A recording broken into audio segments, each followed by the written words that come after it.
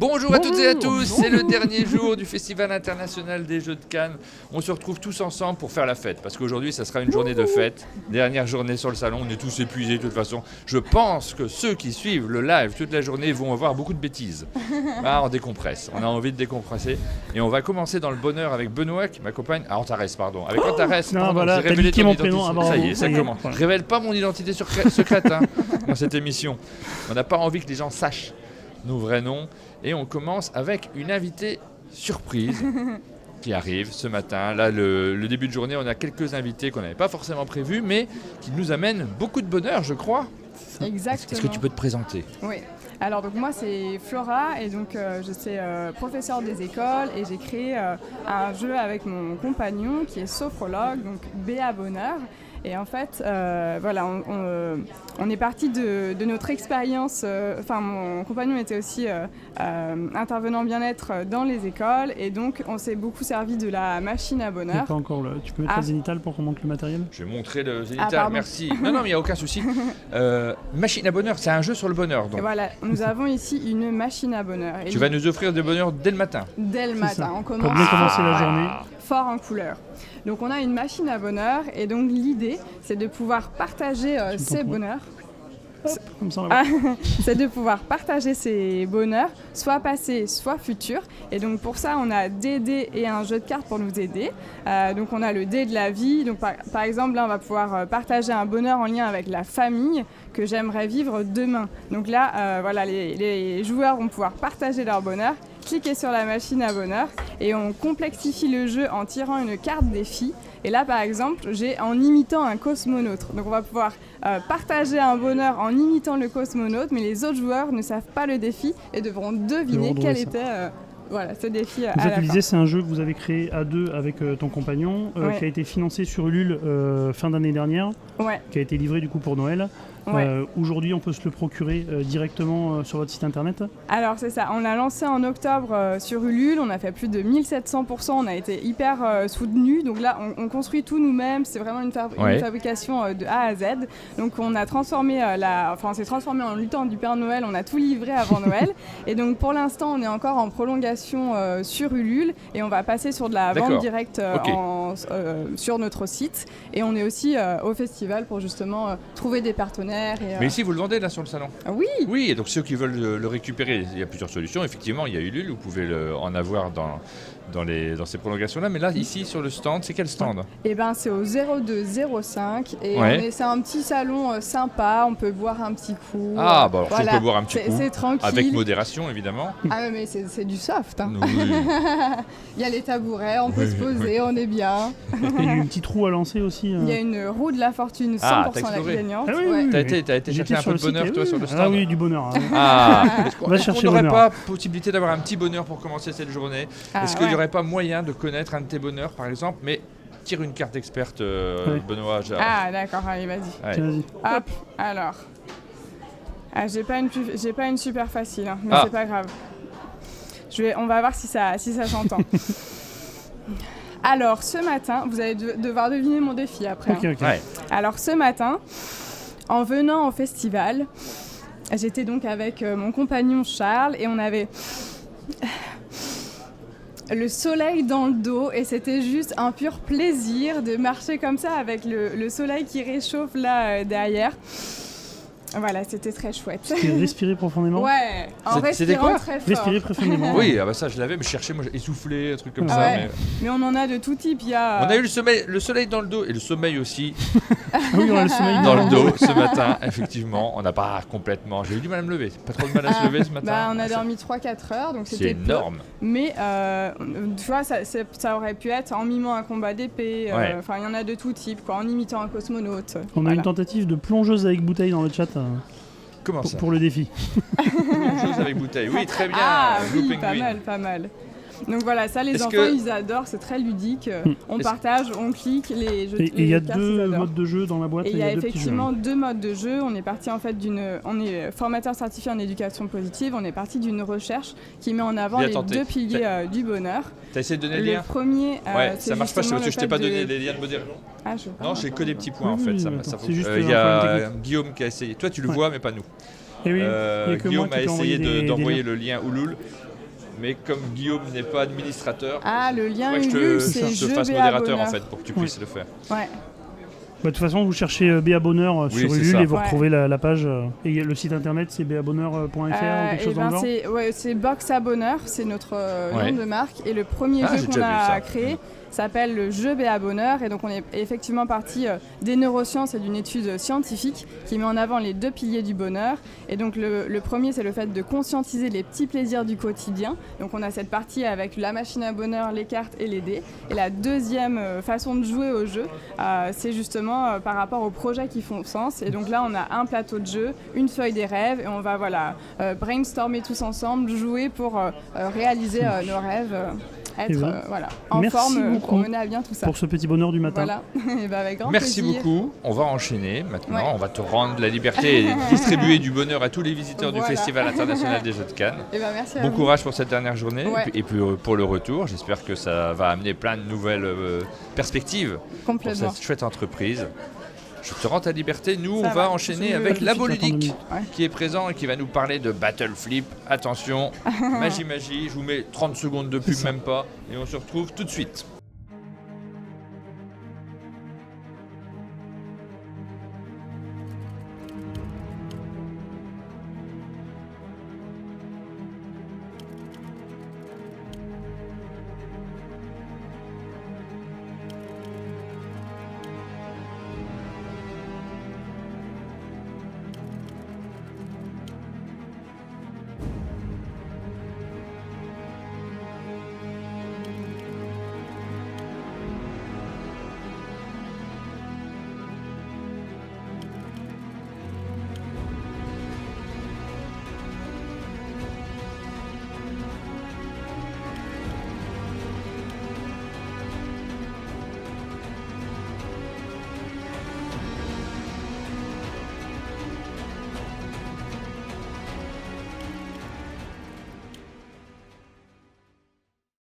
Bonjour, le temps de l'installation, on se retrouve avec Pierre de Labo Ludique. Salut. Bonjour Martin. Comment ça va? Super. Ça va bien le festival? Alors là c'est le dernier jour, c'était intense j'imagine pendant 4 jours. Ouais, très intense, mais on a été porté par nos actualités, par le lancement de Bravest, énormément de monde sur le stand, donc une super ambiance, donc ça aide à oublier la fatigue. Bravo pour Bravest. Le jeu qui arrive. On a diffusé la vidéo là juste avant le festival des jeux, mais il arrive, alors pas tout de suite encore, je crois que c'est mi-mars, il a été livré hier chez Néoludis, il arrive mi-mars, donc voilà, on respecte le planning, ce qui n'était pas évident. Oui, et puis vous l'avez vu, c'est un jeu qui est signé par Théo Rivière et Maxime Rambourg, si je ne me trompe pas sur le nom des auteurs, qui complètement. Très original dans sa mécanique familiale, accessible. Ce jeu-là, il y a une vidéo sur la chaîne, donc vous pouvez aller la voir, vous pouvez vous immerger. En plus, on y a joué avec Rachel qui était au chalet, donc on a profité d'une présentatrice de luxe. Là, tu ne viens pas pour Bravest, mais pour les autres jeux. Un de vos gros défis de cette année, c'est Battle Flip. On a eu l'occasion de le présenter aussi en matinale, on a joué avec Rachel. Là, c'était en matinale plutôt, c'est plus difficile de retrouver la vidéo, mais c'est un jeu hyper original avec des petites cartes triangulaires et vous voyez, je le salue, je l'ai salué en off mais je le salue en on, que nous avons Serval qui est également avec nous. Salut Serval. Bonjour à tous. Salut Serval. Tu nous parleras de ton festival juste après. Oui, exactement, j'en profite. Alors, qu'est-ce que c'est que Battle Flip? Vous voyez. Alors un petit mot sur Battle Flip, on essaie d'aller chercher des concepts avec un petit twist, avec quelque chose de... On va dire, je vais pas dire un truc en plus, mais un truc un peu différent. Et là, le petit twist, c'est un petit flip en fait. Parce que le concept de principe de Battle Flip, c'est que tu prends 2 cartes. Alors, on va les poser juste ici, juste devant Serval. Tu prends 2 cartes et il y a 2 gestes à faire. Donc, il faut tourner ou il faut flipper. Voilà. Et il faut arriver à reconstituer l'animal qui est coupé en 2. Mais bien le reconstituer, attention, voilà, donc pas là, d'approximation. Alors là, je le fais en live, je vais essayer de... Voilà, j'ai une petite... ah non, elle n'est pas bonne, je continue. Il y a toujours une combinaison. Voilà, il y a 36 combinaisons possibles et toujours une solution. Voilà. Non, c'était bien celui-là. Non, c'est pas celle-là. C'est le chat, mais pas comme ça. Voilà, c'est le panda. C'est le panda. Voilà, regardez le beau panda. T'es nul. Voilà. Faut aller beaucoup plus vite que ça. Alors, Donc voilà, c'est un jeu de manipulation, d'observation et de rapidité. Okay. Voilà. Donc on aime bien l'idée que les enfants soient obligés de prendre les cartes en main et de détourner, les flipper, etc. C'est amusant et puis c'est un geste qu'on n'a pas forcément l'habitude de faire. Et alors, à partir de ça, on a imaginé différentes. Il y a plein de règles, il y a plein de jeux qui sont super rigolos. On a eu l'occasion d'y jouer plusieurs fois déjà. Et moi, je dois te dire quand même que pour moi, c'est le nouveau Double. J'ai envie de jouer à Battle Flip comme à l'époque. On a un peu moins envie de jouer à Double aujourd'hui, mais il y a ce petit truc de le jeu hyper rapide qu'on peut sortir. Il y a environ 2 secondes d'explication de règles, on se lance directement dans la partie. Voilà. Et beaucoup d'imagination derrière, c'est quand même très original dans la mécanique. Et oui, alors un petit mot des auteurs peut-être, c'est Jean-Paul et Ségolène Monet qui nous ont présenté cette idée. Il y a déjà un petit moment parce qu'il y a beaucoup de développement derrière. Au départ d'ailleurs les cartes étaient carrées, il y avait plus de dessins, on a fait des tests, puis on est arrivé avec cette version triangulaire qui a avec cette originalité, ce côté intriguant du triangle qui n'est pas très fréquent non plus dans les cartes. Oui. Et puis il y a eu beaucoup de travail de développement aussi, de la recherche du graphisme. On a fait appel à un illustrateur qui s'appelle Niark, qui nous a fait ces illustrations assez colorées, assez vives et qui fonctionnent très bien avec 3 thèmes. Voilà, l'idée c'était aussi d'arriver en boutique avec 3 possibilités, 3 jeux, 3 ambiances, donc les animaux, l'espace et les monstres. Voilà, donc ça c'est Battle Flip, donc c'est une petite boîte de jeu, toute petite boîte de jeu qui arrive. Là, maintenant, alors c'est quand exactement la sortie ? Il est sorti. Il est sorti fin février, donc il vient d'arriver dans les boutiques. Sur le chat, on nous dit, Jeu Papier nous dit record battu, il m'a fallu 5 secondes pour être hypé, mais je crois que ça résume bien le jeu, c'est 5 secondes pour l'expliquer. Alors c'est assez rigolo parce que au départ, quand on met les cartes dans les mains des acheteurs, ils disent bah oui, c'est vraiment trop facile ton truc. Ah non, c'est pas facile du tout. Et après, je dis mais vas-y, essaye quand même parce que tu vas voir. Et quand ils finissent, au bout d'une minute qu'ils sont là en train de chercher encore, ils disent non mais c'est pas possible, il y a une erreur, il y a un truc qui va pas dans ton jeu. Alors, je dis c'est pas grave, donne-moi les cartes, je vais essayer, peut-être que je vais y arriver. Et de fait, il y a quand même toujours une solution. Donc là ils disent ah oui finalement c'est pas si simple que ça. Ouais. Non, puis vraiment, en plus le niveau, la difficulté de ce jeu, c'est vos adversaires. Hein. Ils vont aussi vous donner du fil à retordre parce que vous allez pouvoir jouer en compétitif sur ce jeu. Il y a un mode coopératif ? Absolument, c'est compétitif. Il y a un mode qui est semi-coopératif où on va construire tous ensemble qui est très rigolo aussi. Voilà, on va construire tous ensemble un grand puzzle en fait où on donne 6 cartes à chaque joueur. On pose une carte au milieu et chacun doit défausser ses cartes, mais au même endroit. Donc ça va finir par faire une jolie forme assez originale. Et donc tout le monde s'y met, parce que c'est quand même un jeu où on peut jouer de 1 à 5 joueurs. Donc quand on joue à 5, on voit des bras partout, des mains, etc. Mais finalement, ça se fait bien. Et voilà, donc c'est un peu coopératif et compétitif aussi. Et à la fin, il y en a toujours un qui gagne. Et puis on a fait des belles petites cartes score. Voilà, il y en a une par animal, une par dessin. Et donc le gagnant de la manche gagne sa petite carte score, sa petite récompense. Voilà pour Battle Flip. Il y a 2 autres jeux avec lesquels tu es venu. On va pas avoir beaucoup de temps de s'attarder dessus, puisqu'on a déjà. Oui, alors un mot, c'est parce que c'était juste pour mémoire, parce que les auteurs, donc Jean-Paul et Ségolène Monet, sont aussi les auteurs d'un jeu qu'on a sorti l'année dernière, qui est Golden Trick, un jeu sur les pirates. Voilà. Ouais. Un jeu de guessing familial pour les pirates. Sur les pirates. Et puis ça, un petit mot sur le prochain jeu qu'on sortira en septembre. Oui. Voilà, donc sortira pour Vichy et pour Halloween, puisqu'il est sur le thème des fantômes. Donc c'est une chasse aux fantômes, Ghost Manor. Voilà, un jeu sur une base de memory avec un petit moteur intéressant. Donc avec des fantômes à aller chasser et puis quelques cartes spéciales qui font réfléchir un petit peu et avec un petit moteur intéressant, mais ça reste un jeu à partir de 6 ans, un jeu enfant-famille. Voilà. Un petit mot sur ton festival, Serval. Tu as un petit festival comme il y en a plein en France, mais avec beaucoup de passion à l'intérieur. Exactement. Et il y a un lien avec ce qu'on vient de raconter. Alors, je rappelle la date. Merci Martin de me donner la parole pour ça. Le 5 et 6 juillet à Givry, en Saône-et-Loire. Et notre parrain, comme l'année dernière, mais l'année dernière, à cause des élections anticipées législatives, on a dû annuler malheureusement notre festival. Mince. Et là, on compte encore une fois sur la voie ludique pour être présent. Voilà. T'as pas peur qu'il y ait des élections Emmanuel, voilà, si tu nous écoutes, pas d'élections anticipées cette année, merci. Voilà. Et on aura Guillaume qui sera un des bénévoles de la soirée pour l'information. Voilà. Ah ouais, il y aura du beau monde. Il y aura du beau monde. Voilà. Et Givry, c'est vraiment une ville magnifique, et avec un très très beau festival. Donc c'est les 30 heures du jeu, on peut venir à 3h du matin, il y aura du monde. Voilà. C'est comme la canne, on joue jour et nuit. réservez votre week-end, ça sera l'occasion de découvrir plein de jeux. Et donc, il y a déjà des parrains prestigieux sur ce festival-là. Merci beaucoup Pierre pour cette présentation rapide. Merci à toi. On peut te retrouver sur le salon, sur quel stand ? Sur le stand de la Beau-Ludique. Voilà. La Beau-Ludique, 2 secondes de pub. je dis moi à chaque fois, mais en fait c'est le temps de s'installer quand même. Et on se retrouve avec Disto Studio pour notre petite séquence suivante.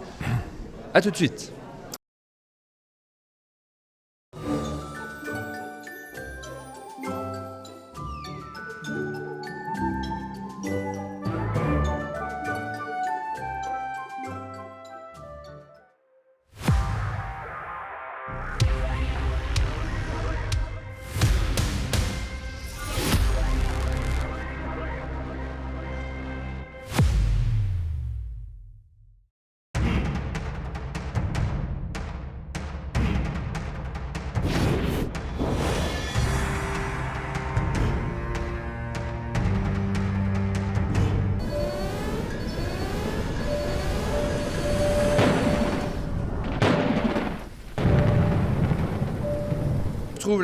La coupure a été courte entre les deux émissions. On se retrouve avec Luc de Disto Studio.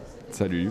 Salut, tu vas bien ? Ouais, plutôt. Bon, c'est le dimanche, donc forcément la voix est un peu en train de lâcher, mais ça va. Ouais. Mais on t'entend, ça va, c'est le principal. Bon, mais oui, c'est le dimanche, mais par contre, on a des valises de bonheur sous les yeux. Oui. À la fin de ce festival des jeux.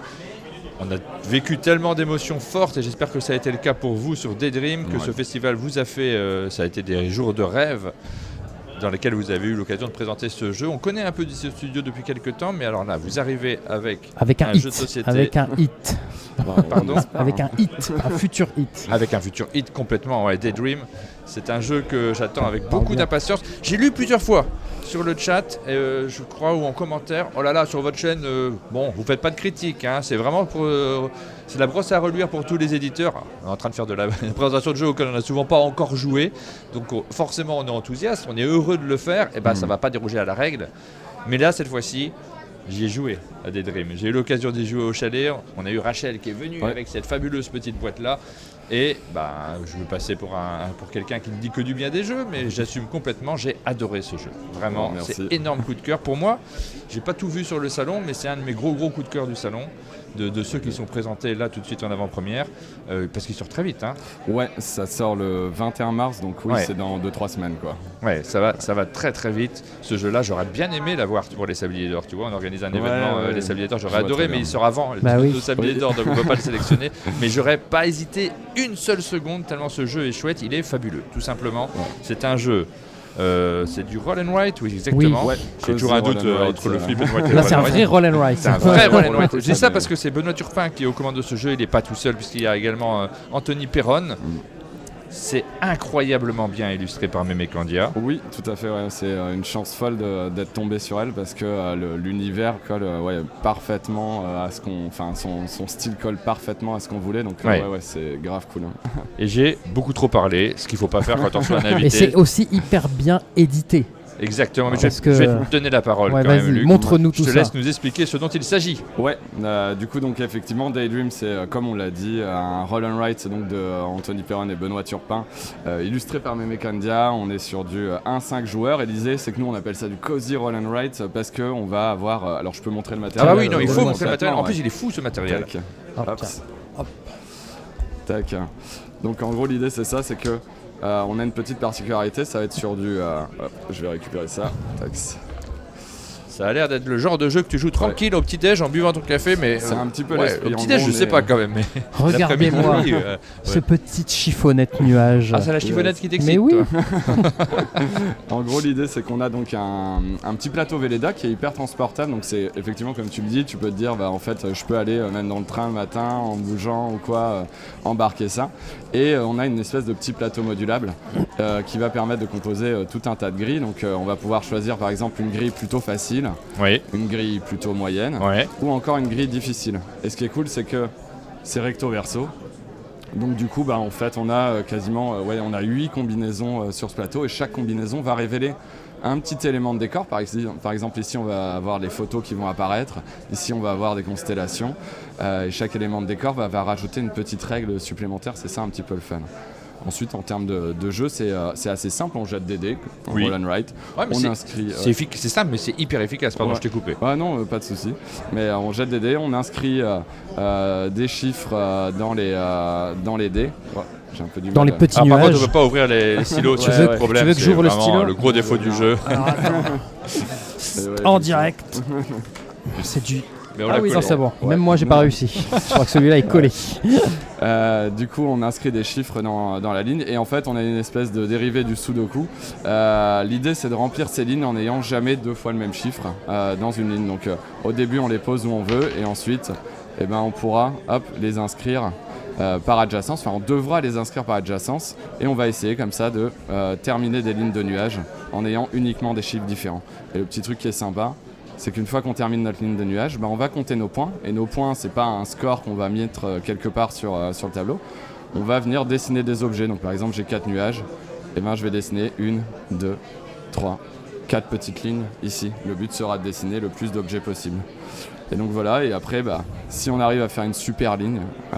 c'est-à-dire en mettant les numéros dans l'ordre. Exactement. Voilà. Une suite, et dans ce cas-là, cette fois, on ne reliera pas des petits points bleus, on va carrément relier des soleils sur les objets. Ça va plus vite. D'aller beaucoup plus vite. Exactement, de dessiner beaucoup plus vite. Tu as quasiment tout expliqué. Alors évidemment, il y a des règles qui sont sensiblement différentes selon les petits tableaux que l'on va utiliser. Il y en a plusieurs. Combien tu m'as dit de combinaisons ? Il y a 8 combinaisons. 8 combinaisons possibles, donc 8 jeux différents à l'intérieur avec cette même mécanique, mais qui est une mécanique ultra simple, très rapide à expliquer, ça y est, tu l'as expliqué, et très agréable. C'est ça qui est réussi. En fait, on cherche un peu ça en ce moment, des jeux qui sont à la fois simples à expliquer et dans lesquels on se projette tout de suite avec du renouvellement. Ça s'appelle Daydream, il est là ce jeu. Moi j'ai envie d'y jouer tout le temps. Il était en vente sur le salon. Oui, il est en vente, on l'a tous pris ici. On a tous été le chercher. Reste parce que moi j'ai pas passé. Je crois qu'on arrive sur la fin. Donc faut que je cours si j'en veux un. Ah là là. Mais on est super contents, ça a été un accueil. Je vais arrêter ce live, je vais courir sur le stand pour en récupérer un parce qu'il me le faut absolument. C'est un super jeu, vraiment, je vous le conseille. Est-ce que j'ai déjà dit que je le conseillais ? Ouais, je crois que plusieurs fois, mais c'est très touchant, merci. Voilà, c'est Daydream. Merci de nous l'avoir présenté. Je vais foncer, je papillonne. Oui. Trop pratique le fait qu'on puisse effacer et recommencer, nous dit Marie-Nuit. Effectivement, c'est un des achats du festival de Guillaume. Est-ce que je peux t'en prendre un également, nous dit Brenda. Vraiment, c'est pour de vrai ou c'est une phrase je te fais un virement ? Oui, peut-être, oui. Il faut que j'en prenne 2. Voilà. J'ai des missions sur ce live.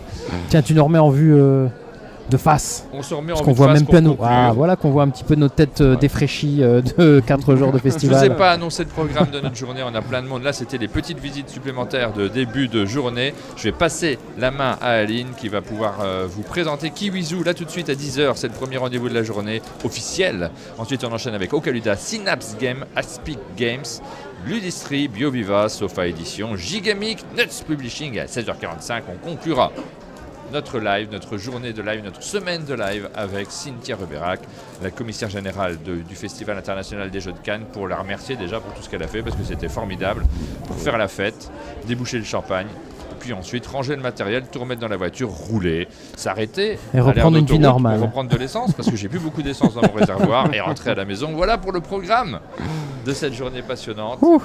Merci. Merci Luc pour l'invitation, c'était un plaisir.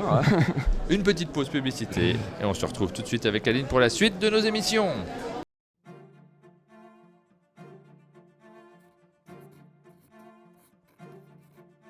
To our virtuoso patron, Antonio Vivaldi.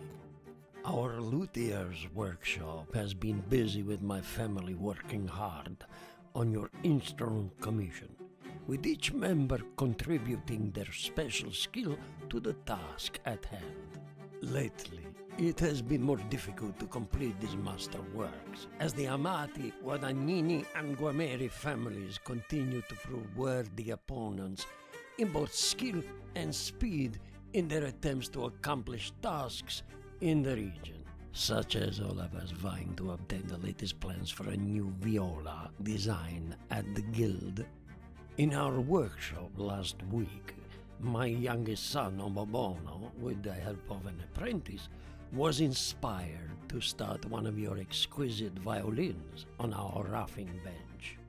Afterwards, I sent the apprentice home and went to the market, sourcing the finest maple wood and catgut in all of Italy. And just yesterday, my beautiful daughter, Caterina, performed a majestic Baroque piece that I think will please you. Her performance allowed us to earn additional funds and prestige, resulting in her work being in the orchestra's next concert. I personally spent most of last night hunched feverishly over my finishing bench, finalizing the scroll, bridge, and strings of this cello masterpiece for you, my most special patron, making this worthy of the first chair in your orchestra. I hope that this solidifies your lifelong patronage to our family. Yours forever and always, Antonio Stradivari.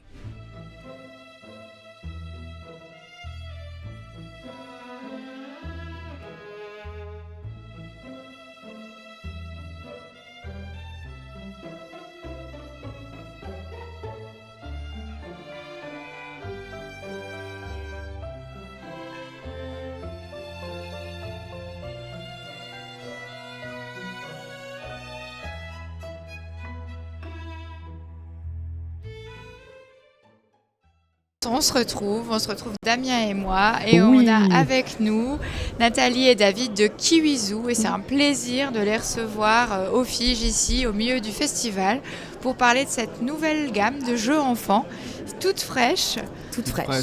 Ça sent bon le carton frais. que je suis contente de vous montrer ça parce sent le que kiwi. Les boîtes sentent le kiwi aussi. Ouais. Vous avez vu, c'était encore des tout petits kiwis. Ouais. Et maintenant, Zou, ils sont partis. Ça y est, ils sont partis. Ouais. Alors, on a plein de boîtes avec notre voix. Avec ta voix, ça va la voix ça tient. Ça va aller, mais bon, heureusement que c'est le dernier jour. Du coup, tu fais peur aux enfants avec cette voix. Un peu. Je fais le rôle du Yeti, tu sais. Alors, on a plein de boîtes devant nous. Kiwizu, c'est une maison d'édition de jeux enfants. Ouais, est-ce que tu peux nous la décrire un petit peu ? Quelle est votre ligne éditoriale ? Alors Kiwizu, effectivement, c'est des jeux pour enfants, 3-6 ans. L'idée, c'est de proposer des jeux qui vont être joués pour la première fois. Alors bon, à 3 ans, globalement, on est souvent premier jeu. C'est le premier jeu. Mais en tout cas, l'idée, c'est de proposer des jeux qui vont être faciles à mettre en jeu, qui vont être rapides et qui vont s'adapter exactement à l'âge de l'enfant, et de pouvoir jouer, même si on est issu d'une famille de non-joueurs, mais qui soit aussi super sympa à jouer si on est issu d'une famille de joueurs, que ce soit marrant pour les enfants et pour les parents, qu'on ait envie de réouvrir la boîte, de d'y rejouer dès qu'on a un petit moment libre avec ses parents. Moi, je suis venue vous voir dans les bureaux tout au début. Dans les petits bureaux. Attends, les petits bureaux, je les ai trouvés hyper classe, moi, les bureaux. Ah, merci. Il y a un truc qui est frappant quand on rentre chez vous, c'est qu'il y a énormément d'albums jeunesse. Ouais. Parce qu'on est passionné d'illustration jeunesse. Faut que tu te rapproches. Parle bien dans le micro. Faut que je me rapproche. Ouais. On aime beaucoup l'illustration jeunesse, et ça nous tenait à cœur de trouver des illustrateurs qui soient issus de l'illustration jeunesse. On voulait garder un lien entre le jeu de société et les livres. Entre 3 et 6 ans, les enfants, ils ont toujours ces bouquins dans la main, et donc voilà, on est la chance de pouvoir travailler avec plein d'illustrateurs hyper talentueux, français et internationaux. Donc, c'est vrai qu'on est allé beaucoup dans les librairies, on a acheté plein de bouquins, à chaque fois qu'on avait un coup de cœur, on a acheté le bouquin, et puis on a essayé de bosser avec l'illustrateur. Alors ça n'a pas marché à chaque fois, mais ouais. Mais du coup, vous avez fait venir dans le monde du jeu des illustrateurs qui n'avaient jamais illustré le jeu de société ? Alors je pense que, à part Karine, qui a illustré Potion Express et qui avait fait une extension de Dixit avec Jérôme Pellissier, son compagnon, je pense qu'aucun des autres, si. Amandine Gardier avait bossé déjà sur un petit jeu, mais sinon tous les autres, c'est leur première fois. Et hier, j'étais avec Florent Bégu, alors on voit pas son jeu là, mais c'est un Castelboom. Et lui, il est plutôt illustrateur BD ou vraiment enfant, et lui, il avait jamais fait, et ça a bien fait marrer. Donc je pense qu'on recommencera l'expérience. C'est vrai. Alors globalement, ils sont ravis, ils se disent le monde du jeu, ça peut être une option pour nous, ou ils se disent c'était le fait d'une fois et puis c'était cool, mais on continue l'illustration. je pense que c'est une super récré. Après, c'est beaucoup plus contraignant, je pense, de faire du jeu de société que de faire un album, parce que finalement, ils ont carte blanche et ils doivent juste suivre une histoire. Enfin, ils suivent une histoire, alors que sur le jeu de société, il y a des contraintes de format, faut que ce soit lisible, il faut qu'on comprenne, voilà. Donc, il y a plus de contraintes, mais voilà. Je pense que c'est une récréation. Alors, tous ne basculeront pas, je pense, à 100% sur le jeu de société, mais certains y reviendront avec plaisir, je pense. Alors, on a des commentaires, vos jeux font super envie, bravo pour cette gamme, quel plaisir. Merci. Ça nous touche beaucoup. Ouais. Tous ces commentaires. Ouais, les commentaires positifs, on les prend. On flotte un petit peu là depuis 3 jours et ça nous fait du bien. On a parlé des illustrateurs, on pourrait parler un petit peu des auteurs, parce que vous êtes une nouvelle maison d'édition, mais vous avez des noms prestigieux sur les boîtes. Ouais. Alors ça a été, je pense que ça a été une de nos premières grosses surprises. On va les poser, comme ça on va pouvoir voir. Et puis citer peut-être aussi les auteurs. Alors effectivement, le premier, là, celui que tu as dans la main, c'est Forest First. Attends, je vais pousser les autres comme ça. Donc Forest First, effectivement, c'est un jeu de Marie et Wilfried Faure.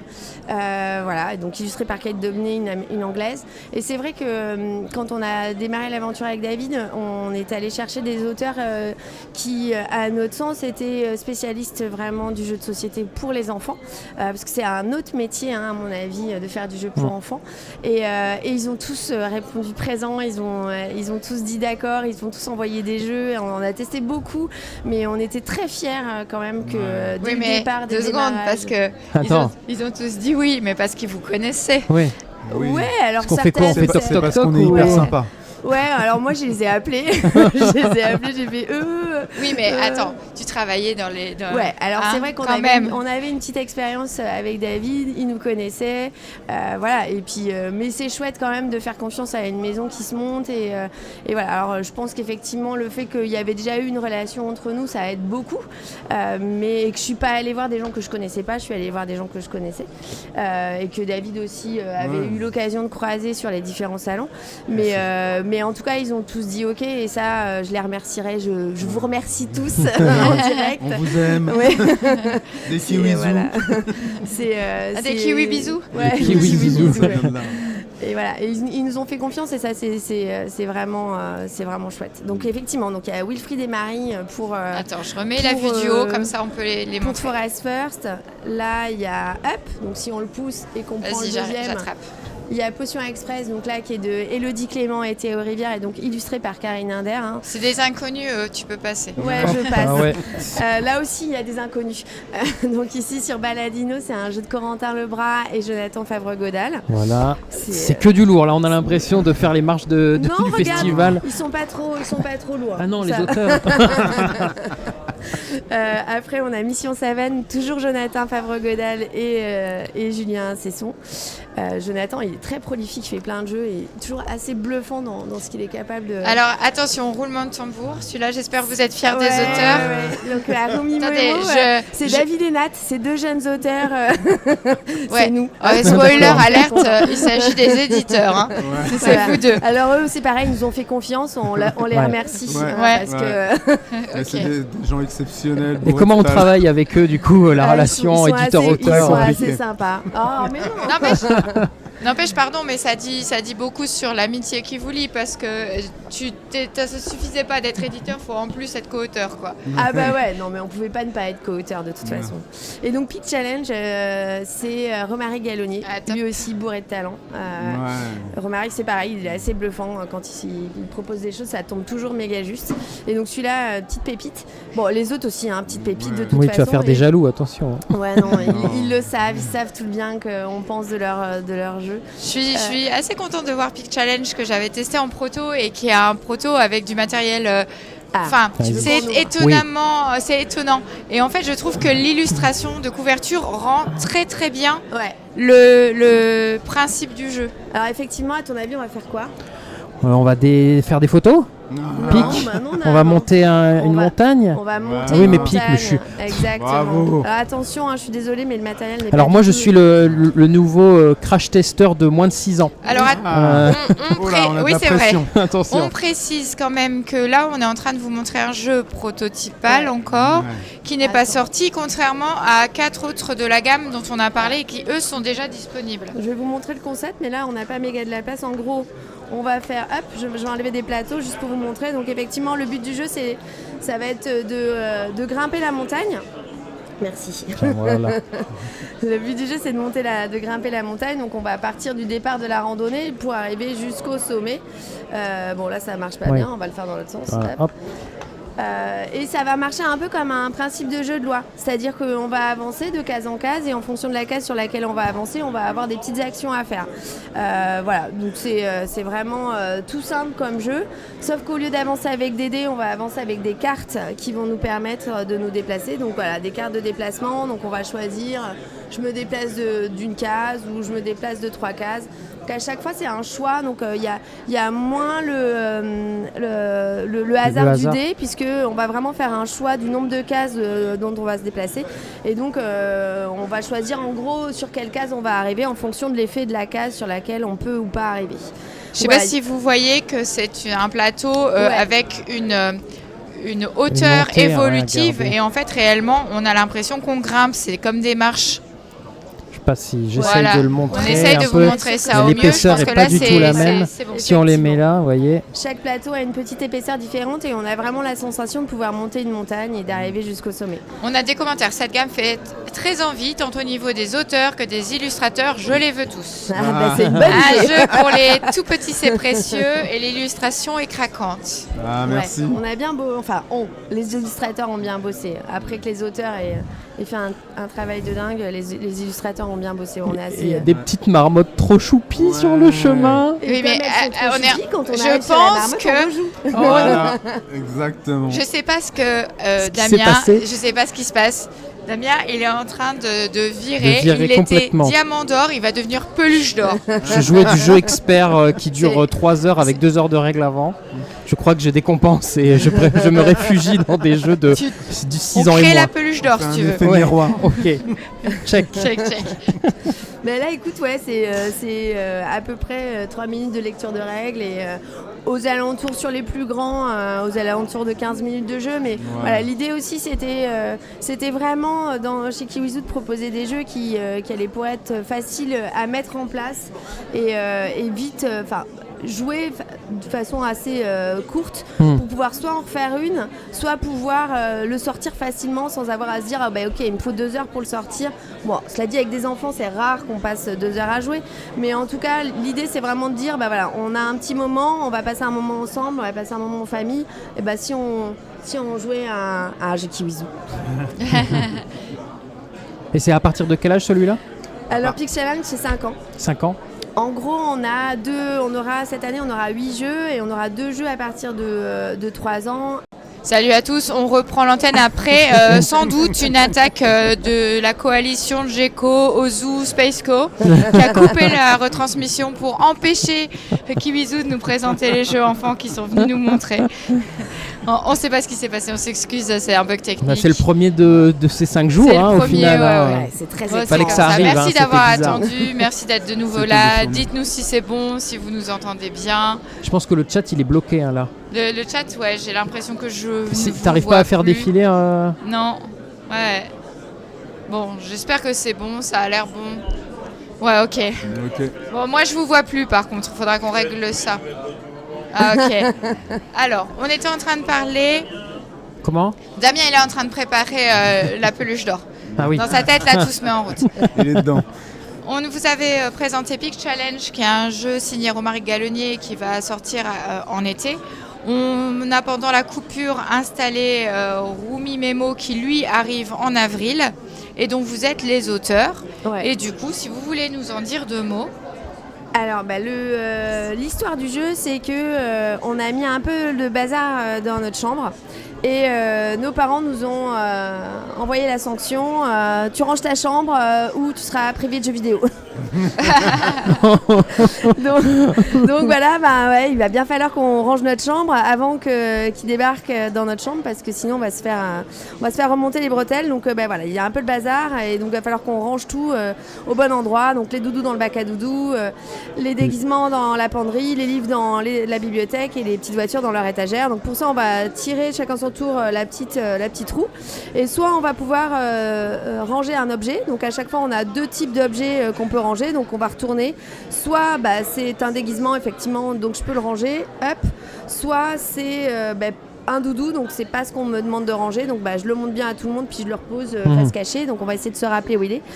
On peut avoir aussi la fée du rangement. Alors elle est tellement sympa qu'on peut prendre n'importe quel objet et puis aller le ranger directement, hop, voilà, le doudou direct.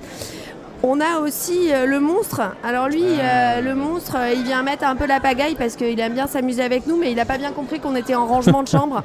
Donc il va bien tout mélanger. Est-ce qu'il est sous le lit ? Non, parce qu'après sinon, c'est un gentil monstre. Non, c'est un gentil monstre. Un peu espiègle, mais c'est un gentil monstre. Donc il est dans le placard. Ouais. Il est sur le lit en train de sauter, en train de faire des bêtises. Et donc là, après, il y a les parents. Donc, les parents, j'arrive. Voilà. J'espère que vous êtes bien en train. On a réveillé le chat. Je vous ai tout réveillé. Mais c'est un peu l'idée. Hein. Le but, c'est que il y a un petit peu de pression. Donc, le parent avance. Et donc, voilà. Si on a réussi à ranger tous les jouets avant. Moi, si tu me cries dessus comme ça, je range ma chambre. Voilà. Alors, 3 enfants, j'ai un petit peu l'habitude. Moi, je range le bureau. Je comprends. Du coup, je compatis. Voilà, donc le but c'est de la coop et de la mémoire. Le but c'est de ranger tout ça avant que les parents n'arrivent dans la chambre. Donc c'est pas très compliqué en termes de gameplay, mais c'est assez efficace. Mais ça donne ça inculque des bonnes manières aux enfants ? Oui, alors bon, je sais pas. En tout cas, le thème les amuse beaucoup, quoi. Moi, je pense que les enfants, là, dans ce jeu, ils vont adorer jouer les parents et demander à leurs parents de ranger leur chambre. Exactement. Et je pense que vraiment, je vous conseille même de jouer comme ça. Parce que hier, il y avait... je vous remets la zénithale. Il y avait Amandine Gardy sur notre stand qui est passée nous faire un coucou et elle nous a fait une dédicace et voilà. Et comme j'aime beaucoup, je la montre. C'est la nôtre. Donc c'est la nôtre. Elle ne sera pas dans la boîte. Non, elle ne sera pas dans la boîte. On va vous expliquer rapidement ceux qui pour le coup sont déjà dispo. Parce que là on rappelle c'est été et avril les prochains, mais ceux-ci vous les trouvez déjà dans toutes vos boutiques ludiques. Ouais, voilà. Donc Mission Savane, donc je rappelle que c'est un jeu de Jonathan Favre-Godal et Julien Cesson, illustré par Fred Multier. Et là, ici, donc c'est 5 ans, c'est un jeu de coopération. L'idée, ça va être de libérer des animaux de méchants braconniers. Donc il faut réussir à voler toutes les clés pour ouvrir les cages de ces pauvres animaux avant d'avoir réveillé 3 braconniers. Venez jouer avec nous, on sera un plaisir de vous expliquer le détail des règles. Du coup, on peut jouer sur le stand On peut jouer, ouais. On a notre Jojo qui tient le stand en ce moment pendant qu'on est là. Elle est adorable et elle viendra, elle vous expliquera tout ça. 3105, allez. Si tu peux remettre la zénithale, moi je trouve que ces animaux, ils sont ils sont fous.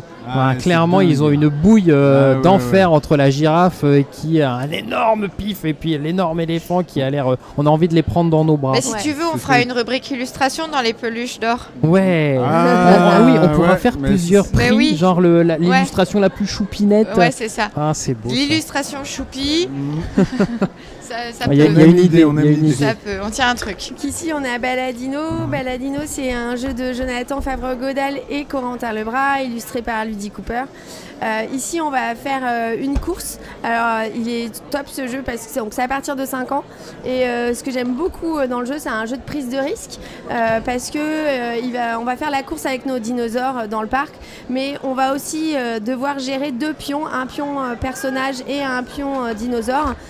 Et donc, il va falloir faire avancer tout ce petit monde sur le parc. Et en fait, il y a une petite prise de risque parce qu'il y a aussi Billy dans le parc qui, elle, ne veut pas que les dinos soient trop loin de leur maître. Donc, il va falloir réussir à avancer un peu les deux à chaque fois pour pouvoir faire en sorte que Billy ne soit pas mécontente et qu'elle ne vous oblige pas à ramener votre dino au départ.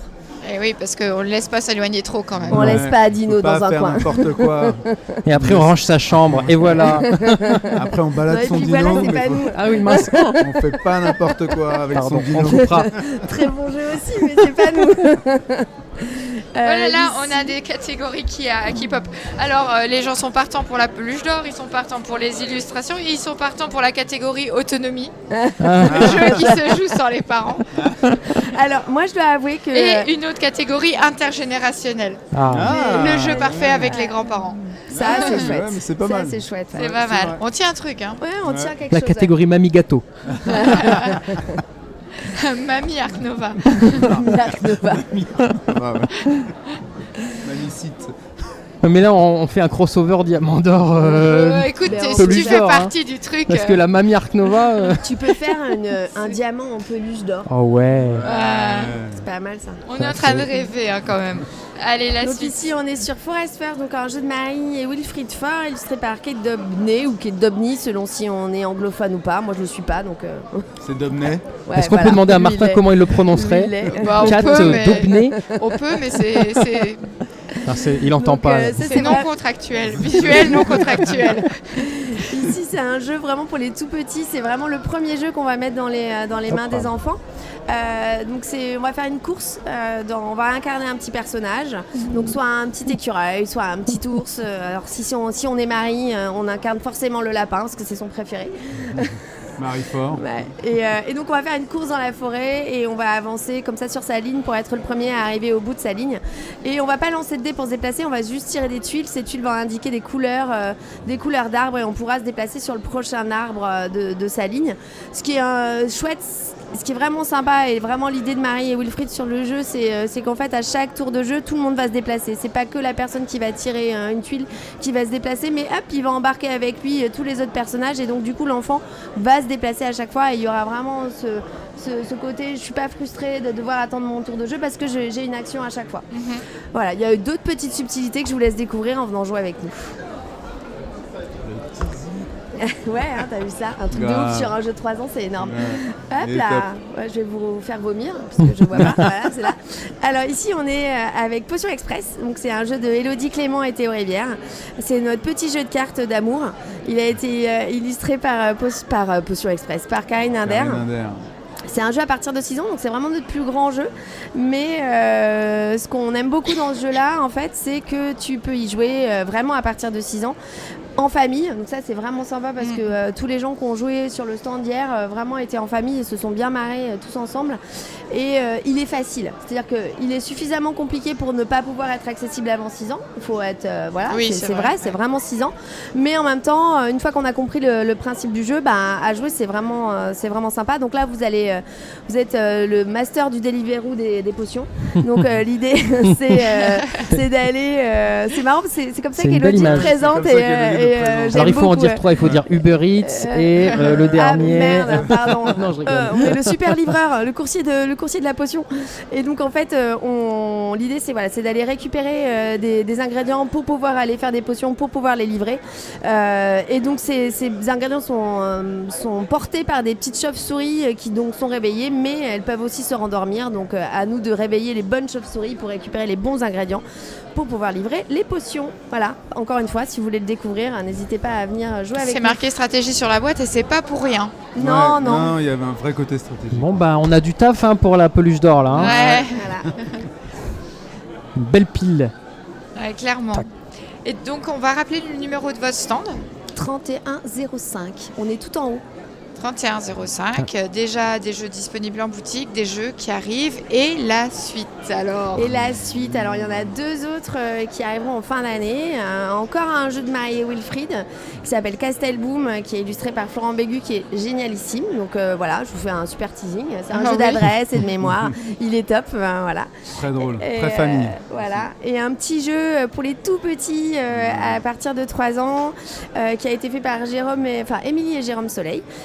et qui a été illustré par Caroline Ils McPherson. ont eu un petit prix là pendant. Ils sont pas trop connus.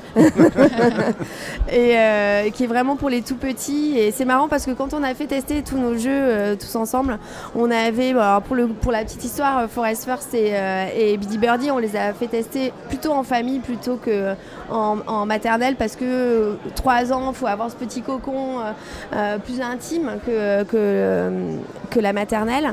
Et on avait plusieurs familles et il y avait vraiment la team de ceux qui adorent faire la course dans la forêt et puis la team de ceux qui aiment aller chercher les petits oiseaux et faire de la reconnaissance d'observation dans Biddy Birdie. Donc c'est marrant de voir comme au même âge tu vas être plus attiré par un type de jeu que par un autre. Alors après c'est pareil pour la suite, hein. On préfère toujours soit les jeux de stratégie, soit les jeux de mémoire, soit les jeux d'observation, peu importe. Mais c'est marrant de voir que dès le plus jeune âge, cette différence est déjà marquée. Il y a des papilles. Et voilà. Et il y avait vraiment la team Forest First et la team Biddy Birdie. Et même s'ils aimaient jouer aux deux, il y avait vraiment... On peut refaire celui avec les oiseaux. On peut refaire celui avec les petits animaux dans la forêt. Ouais, d'accord. Et les petits oiseaux, du coup? Alors, les petits oiseaux, il sortira, c'est Biddy Birdie. Et lui, donc c'est celui des Jérôme et Émilie Soleil, qui sortira en fin d'année, plutôt aux alentours de juillet, août. Enfin, fin d'année, à l'été. Et si on entend nous des bruits, je pense que vous les entendez peut-être moins. Et si on est un jeune auteur et qu'on a envie de vous contacter, c'est possible ou vous êtes booké? Alors c'est possible, on est déjà pas mal booké parce que là, première année 8 jeux, l'année prochaine... Oui, c'est vrai que le niveau première était... Première année 8 jeux. Vous arrivez carrément avec un catalogue. On n'a pas chômé, mais l'année prochaine, ce sera peut-être plus calme. On aura moins de jeux et oui, on est toujours ouvert. Hein. L'avantage, c'est d'être 2 et d'être assez flexible. Et, oui, alors quand même, pardon, mais 8 jeux. Hein. Oui. Ça va, votre niveau de travail, il est quand même haut. On n'a pas beaucoup dormi. Hein. Non, mais on a été hyper bien accompagnés, on a été hyper soutenus et à chaque fois qu'on a ouvert des portes, qu'on a tapé à des portes, elles se sont ouvertes avec bienveillance et on a été vraiment à chaque fois hyper portés et très, très accompagnés. Hein, donc c'est quelque chose. On a pas mal de personnes qu'on pourrait remercier. Oui. C'est marrant parce que moi quand je vois Kiwizoo, ça me fait penser à une chaîne de télé enfant où on va voir tous les personnages et c'est la chaîne Kiwizoo. Je trouve qu'il y a un truc à faire. Il faut aller voir parce qu'on a une super agence de com qui nous avait fait des petits trailers sur chaque jeu et on a vraiment l'impression de regarder un petit dessin animé. Tu peux les magnifique. citer, hein, je pense parce Carbone Café. On vous fait des Kiwizoo aussi d'ailleurs. Ils sont bien. Donc oui, pour les auteurs, pour répondre à ta question, on est hyper ouvert et il n'y a pas de problème. On a un site internet sur lequel vous pouvez envoyer vos demandes. On est que vous soyez auteur, illustrateur. D'un festival, tout ce qu'on veut. Voilà. On est pour l'instant assez réactifs. Et donc on peut vous voir ici à Cannes. Est-ce qu'on peut vous voir à l'Alchimie? Certainement. Ouais. Je fais la liste. Hein. À Paris et Ludique. Ça, je pense pas. Et à Essen. Mais dans les couloirs.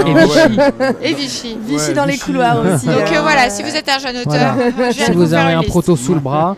Voilà. Non, on sera sur des festivals, mais plutôt cette année, plutôt sur des festivals plutôt locaux. Enfin, en même temps, ils sont tous locaux, c'est un peu débile ce que je dis. Plus petits, quoi. Plus petits. Ok.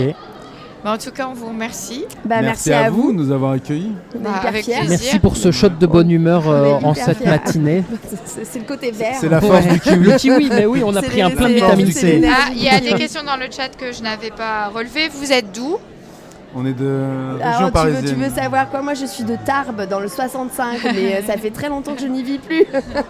C'est le chat qui est curieux. Il y a un cœur breton quand même. Un petit peu, même si t'as jamais été né en Bretagne. Et Dolmore qui nous dit: je tiens à rappeler que Marie et Wilfried ont des difficultés l'année dernière suite à la fin d'Abba France, donc foncez sur leur jeu. C'est vrai que c'est une économie aussi qui c'est un peu... Ouais. Bon, il y a des bons acteurs dans le jeu pour enfants de plus en plus et on est assez fiers d'en faire partie.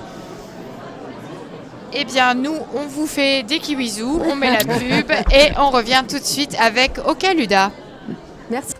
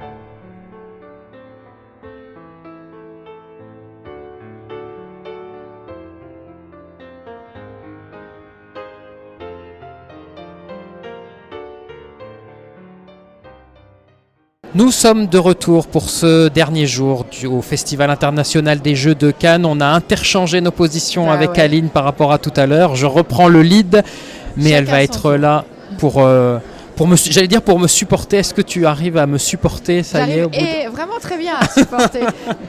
Et on accueille notre invité exceptionnel de 10h45, Christophe Docaluda. Salut Christophe. Oui, salut. Ça va bien? Oui, très bien. Pas trop fatigué? Ben non, puisque pour moi ça s'arrête aujourd'hui.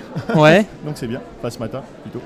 Tu as plié bagages? Ouais, je vais plier bagages parce que j'étais sur les espaces professionnels. D'accord. Et ça s'arrête le samedi soir, donc voilà. Mais du coup je me dis je vais faire un petit tour et jouer. Oui, un petit peu. C'est une bonne chose. T'as de la chance. Nous, on a été assez coincés sur le stand au final par le planning qu'on avait, plus les obligations, les rendez-vous pro. Et ben j'ai pas tellement joué et je regrette. Heureusement qu'il y avait pas mal de jeux que je connaissais déjà. Puis même le soir, on est tellement fatigué et entre les soirées, les restos et tout ça, au final, on n'arrive même pas à jouer. Cette vie. Il y a des aficionados qui jouent quand même. Ouais, J'en ai croisé, ouais. Mais oui, et puis j'ai même participé à un jeu, donc c'était très sympa, mais effectivement c'est dur. Donc tu as une belle gamme que tu nous présentes en face de nous. Pour 2025. Tout ça, c'est pour 2025. Tu veux commencer du coup par Duke, par exemple? Oui. Alors Duke, pour certains, ils vont le reconnaître, non pas esthétiquement, mais au niveau mécanique, puisque en fait c'est une refonte visuelle c'est une refonte visuelle de Kami qu'on a édité il y a maintenant 5-6 ans et qui marche très très bien, Kami, mais on avait des soucis pour l'exporter, parce que c'était des estampes japonaises et le thème Japon n'est pas très forcément apprécié dans le reste du monde. C'est vrai que la France est très fan du Japon, moins le reste du monde. Et du coup, ne comprenant pas, j'en ai parlé avec un ami, Yann Parovel, qui a dit mais on va le redesigner pour les exports. Et quand Gigamic l'a vu, il a dit mais c'est trop beau, il faut aussi pour la France. Et j'ai dit mais ça risque de un peu phagocyter Camille. Et il me dit mais non, ça va soit remplacer, soit venir en second, et surtout ça va ouvrir vers un public un petit peu plus large, puisque on a moins d'a priori quand on voit des chiffres et des couleurs. Et effectivement, c'est un jeu qui est simple à expliquer, mais qui a beaucoup de profondeur stratégique. Et malheureusement, c'était dommage de rater un public un petit peu plus ouvert. Et du coup, ça nous a fait très plaisir en fait, de travailler avec Yann pour pouvoir proposer le jeu à un plus large public et avoir des familles qui jouent avec plaisir. Donc c'est un jeu de Christophe Fievé, Miguel Vetter. Oui, c'est-à-dire c'est nous, l'équipe, qui avons créé, je dirais, les règles à 2 et 3 joueurs à partir de la règle à 4 joueurs. Puisque c'est un jeu à l'origine traditionnel japonais, justement, le Goita Shogi. Et la règle pour 4 joueurs était figée, et on ne l'a pas changé, mais par contre ça ne se jouait pas à 2 et à 3. Parce que c'est comme la belote, je dirais, quelque part, personne n'a cherché à faire autrement. Mais donc voilà, donc on a des règles qui sont éprouvées, puisqu'ils tournent, Camille, sur BGA. D'accord. Board Game Arena depuis 4-5 ans, très très bien sur deux joueurs essentiellement, parce que c'est plus facile à se connecter, je crois, et sinon ça tourne aussi occasionnellement à 3 et 4 joueurs. Ok. Voilà, donc du coup nous sommes auteurs de la règle à 2 et 3 joueurs, et pour les exports il faut des auteurs. Si on n'avait rien mis, ça aurait été compliqué à expliquer. Ouais. Tu nous expliques rapidement le principe? Oui, c'est un principe d'attaque-défense en fait, enfin défense-attaque plutôt. On défend pour bloquer l'attaque du joueur précédent avec la même carte, c'est-à-dire la même couleur de carte, puisque en fait les informations qui sont sur les cartes, les chiffres, ce n'est pas des puissances ou des valeurs, c'est juste le nombre de cartes de cette couleur dans le jeu. Donc c'est un moyen mémotechnique très simple de se rappeler qu'il y a 4 marrons. Du coup, quand tu en as 3 en main, tu sais qu'il n'y en a plus qu'une. Et si tu attaques avec une 4 marron, il y a peu de chances qu'un joueur puisse te contrer, puisqu'il ne reste plus qu'une dans le jeu. Et donc tu dois jouer les mêmes couleurs en défense, et ensuite tu rattaques, et ainsi de suite. Donc tu vas me dire, mais c'est une bataille. Oui, c'est le principe de la bataille. Mais le twist, c'est qu'il y a un duc ici, donc un 2 rouge, il n'y en a que 2, qui a une petite couronne, et qui sont une sorte de super jokers qui peuvent contrer n'importe quelle attaque, à l'exception des petits boucliers. Donc il y a le 10 noir et le 4 violet qui ont un petit bouclier. Je vais vous montrer. Ils ne peuvent pas être contrés par le duc. Et ce simple petit twist, les cartes les plus nombreuses sont faibles parce que tout le monde en a, mais elles ne peuvent pas être contrées par le joker. Et le joker est très puissant parce qu'il peut venir reprendre la main sur presque toutes les cartes. Du coup, ça fait un équilibrage très intéressant qui fait que le jeu est simple, mais avec une bonne profondeur stratégique. Ok. Ouais. Ça sort quand ça ? Alors c'est sorti. C'est sorti. On l'a vu à Essen, hein, t'avais des affiches Oui, à Essen, partout, on avait déjà une avant-première en fait sur Essen, donc il y a déjà des acheteurs d'Essen qui ont pu l'acheter en fait à Essen. Et il est sorti il y a 15 jours, je crois, exactement. Et voilà, donc il plaît déjà beaucoup. Quand on arrive à faire jouer une manche ou deux, ah oui, c'est assez fluide. On voit tout de suite la possibilité, parce que comme en plus on peut passer alors que c'est un jeu de défausse, donc passer ça semble contre-productif, mais en fait justement c'est stratégique parce que tu attends pour prendre ton tour. Ce qui fait qu'en fin de partie ou en fin de manche, les joueurs disent « Ah, j'ai passé, j'aurais pas dû, j'ai contré, j'aurais pas dû », ils refont le jeu et ils font une deuxième partie. Voilà, il y a une courbe d'apprentissage pour bien maîtriser. Les jeux de cartes, il y a des jeux comme ça où tu te sens, un peu, comment dire, tu dis la première partie, j'ai pas réussi à faire comme je voulais, attends la deuxième, cette fois que j'ai compris, tu vas voir ce qui va se passer. On est vraiment happé, on a tous joué bien sûr au tarot, au belote, etc. ou des pokers toute la nuit. On est un peu dans cette dimension-là où on est pris dans une forme d'envie d'y arriver, et quand on y arrive on dit bon on arrête, et bien sûr il y en a un qui va dire non, moi je veux continuer.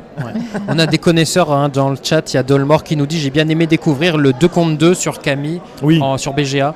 Oui, on est plus proche de la dimension presque échec, pas avec la complexité bien sûr des échecs, mais parce qu'en fait on a des cartes disponibles au milieu pour les deux joueurs, et les deux peuvent aller piocher dans ces cartes pour contrer ou attaquer. Du coup ça donne plus d'informations à se dire alors si je joue ça il va jouer ci, si je joue ça, etc. tu vois, donc, mais du coup Christophe, tu avais Camille sur BGA, est-ce que Duke Alors il est en option je crois, alors je connais pas, je maîtrise pas BGA, mais il y a une option, un onglet option où tu peux changer le design pour Duke.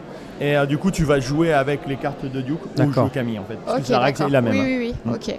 Donc vous avez cette possibilité-là. Après, ça évoluera certainement ça. Ok. Voilà, pour avoir vraiment un format adapté. Duke. Voilà. Ok. La prochaine sortie, c'est dans l'Origine. Origine, qui est déjà aussi sorti. Ils sont sortis à la même période. Ils ne se phagocytent pas, ils sont pas sur le même esprit. Oui, c'est mieux. Oui, ils seront pas dans le bon sens. Un jeu de Julien Griffon illustré par Lisa Bertrand. Oui. Super illustration, super auteur. Julien Griffon, j'adore, et surtout j'adore ses mécaniques. Là, c'est l'auteur de Yokai. Oui. Je pense. Tengu aussi. Oui, entre autres. C'est qui est l'adaptation enfant un petit peu adaptée de Yokai. Ouais. Et en fait, on est sur du coopératif sans communication. Donc voilà, c'est le seul lien entre avec Yokai. Après, on n'est pas du tout sur le même fonctionnement mécanique. Mais j'adore ça, parce qu'en fait, le coopératif, souvent, c'est gênant. L'effet de leadership, pour moi, est gênant. Si un joueur explique à tout le monde ce qu'il faut faire, il y a autant qu'il joue tout seul, puis les autres s'ennuient. Alors j'ai cette tendance-là, donc c'est pour ça que je m'autocritique. Donc en jouant sur Origine, vous n'avez pas du tout cette sensation de jeu. Pas d'effet leader. Ouais. En plus, alors Origine, on joue des dieux, des divinités, ça c'est classe, c'est sympa, qui vont créer une nouvelle planète en y plaçant des éléments comme tels que l'eau, l'oxygène, les insectes, les plantes, etc.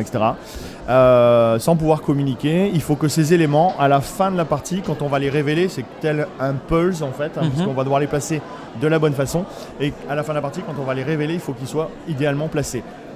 Pour faire le plus de points et rentrer dans le scoring. Et éventuellement avoir un prophète, ou alors rentrer dans un collège divin et éventuellement être des dieux. Et en fait, cette magie-là, c'est que quand tu dis ça aux joueurs, ils disent si je sais pas ce que les autres ils ont placé, ça va être du hasard. Comment je fais, Et en fait, il y a tout simplement, c'est que tu as la possibilité de placer un des 3 pions que tu as devant toi. Toi, tu sais ce qu'il y a comme info, mais les autres ne savent juste que c'est un insecte ou que c'est une plante, mais ils savent pas laquelle. Et donc, tu vas présenter, mettons, tiens, je veux poser la plante. Les joueurs vont dire, c'est le joueur précédent qui va dire où tu vas le placer, enfin en tout cas dans quelle zone tu vas le placer, dans quel continent tu vas le placer. Et tu peux dire ok je le place, donc les gens ok du coup c'est une indication, ou alors il peut dire du coup je vais placer celui-là, je place plus celui-là, et du coup le fait de dire non à celui-là, du coup ça veut peut-être dire que du coup c'est celui qui veut pas être à côté des insectes, je dis n'importe quoi, ou alors du coup il place celui-là, ça veut dire que c'est celui-là qui veut être à côté de l'eau ou d'autres choses, etc. Voilà, et du coup ça donne un twist dans le cerveau. On va pouvoir communiquer mais que par déduction et de manière subtile. Et les illustrations sont super jolies. Est-ce qu'on peut regarder j'ai envie d'ouvrir cette boîte, on a envie de l'ouvrir. Aussi dans le couvercle, on a essayé de faire un beau, une belle boîte, pardon. justement, c'est très agréable parce que les toujours à illustrations cœur sont d'avoir du belles. matériel Oui, c'est important pour nous. Je me rappelle des crayons, des crayons de longue des crayons de Longfuss, d'avoir toujours du matériel super. Là, c'est le cas encore. Hein. Ouais. Alors, on a les petits pions, sacs, en bois. Des petits pions. Vous voyez, vous voyez. On voit. J'essaie de vérifier. Voilà, les petits pions en bois qui se tiennent devant nous avec l'information qu'on a besoin de secrète en fait, que pour nous et une information générique de l'autre côté. Voilà. Donc les petits pions en bois avec des couleurs. Moi, je vais le montrer. Tu le feras mieux. Okay. Non, on n'est pas du tout. Mais j'essaye de le... Voilà. Il faut juste... Donc l'information, je suis désolée, c'est un peu flou. L'information générique oui. Information secrète à vous. Ça y est, t'as été chopé l'autofocus. La générique. Ouais, tu devrais faire mannequin main, je pense que ça marcherait bien. Hein. Allez, joli doigt, effectivement. Ah, la magie.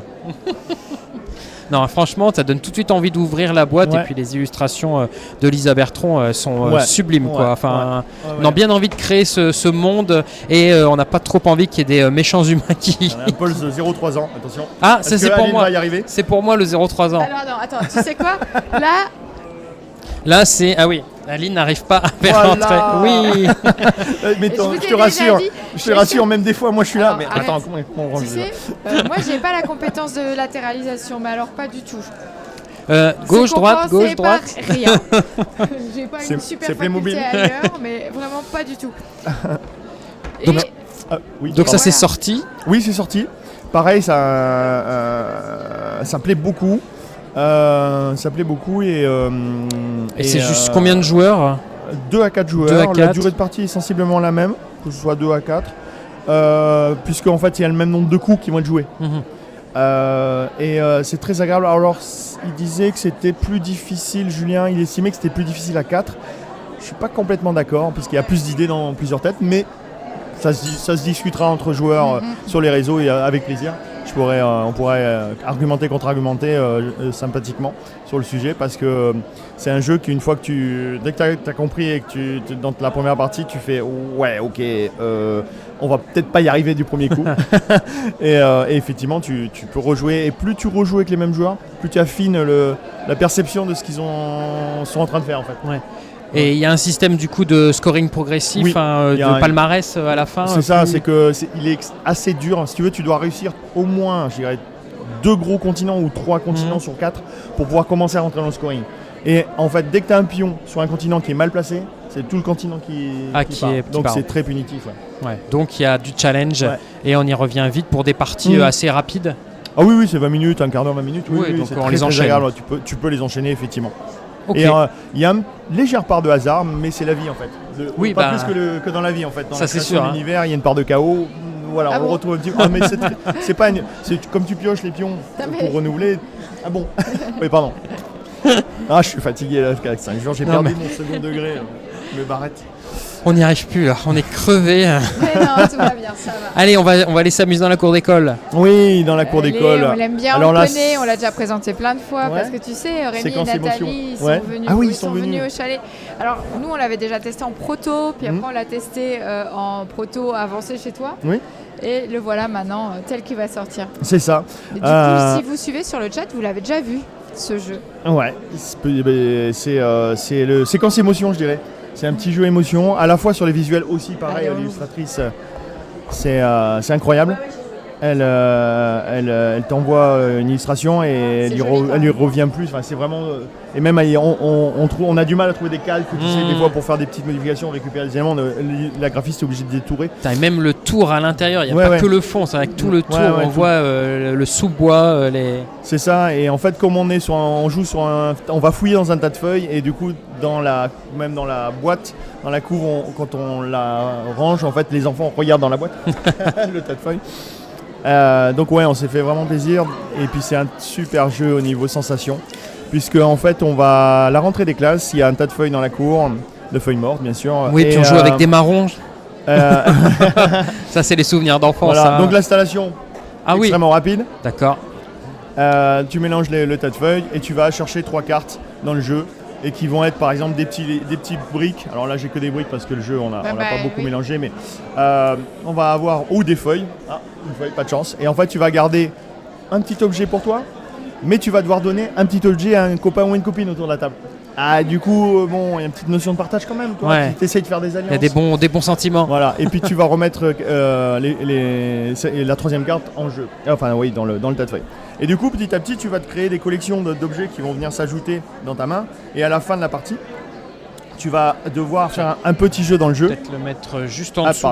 Tu vas devoir faire un petit jeu dans le jeu qui va être d'assembler à la fois avec ton petit personnage secret que tu révèles à ce moment-là, qui est le super collectionneur par exemple de petites voitures ou de petits soldats. Juste un tout petit montant. Parce que tu fouilles, mais tu fouilles avec un objectif. Ouais, quand même.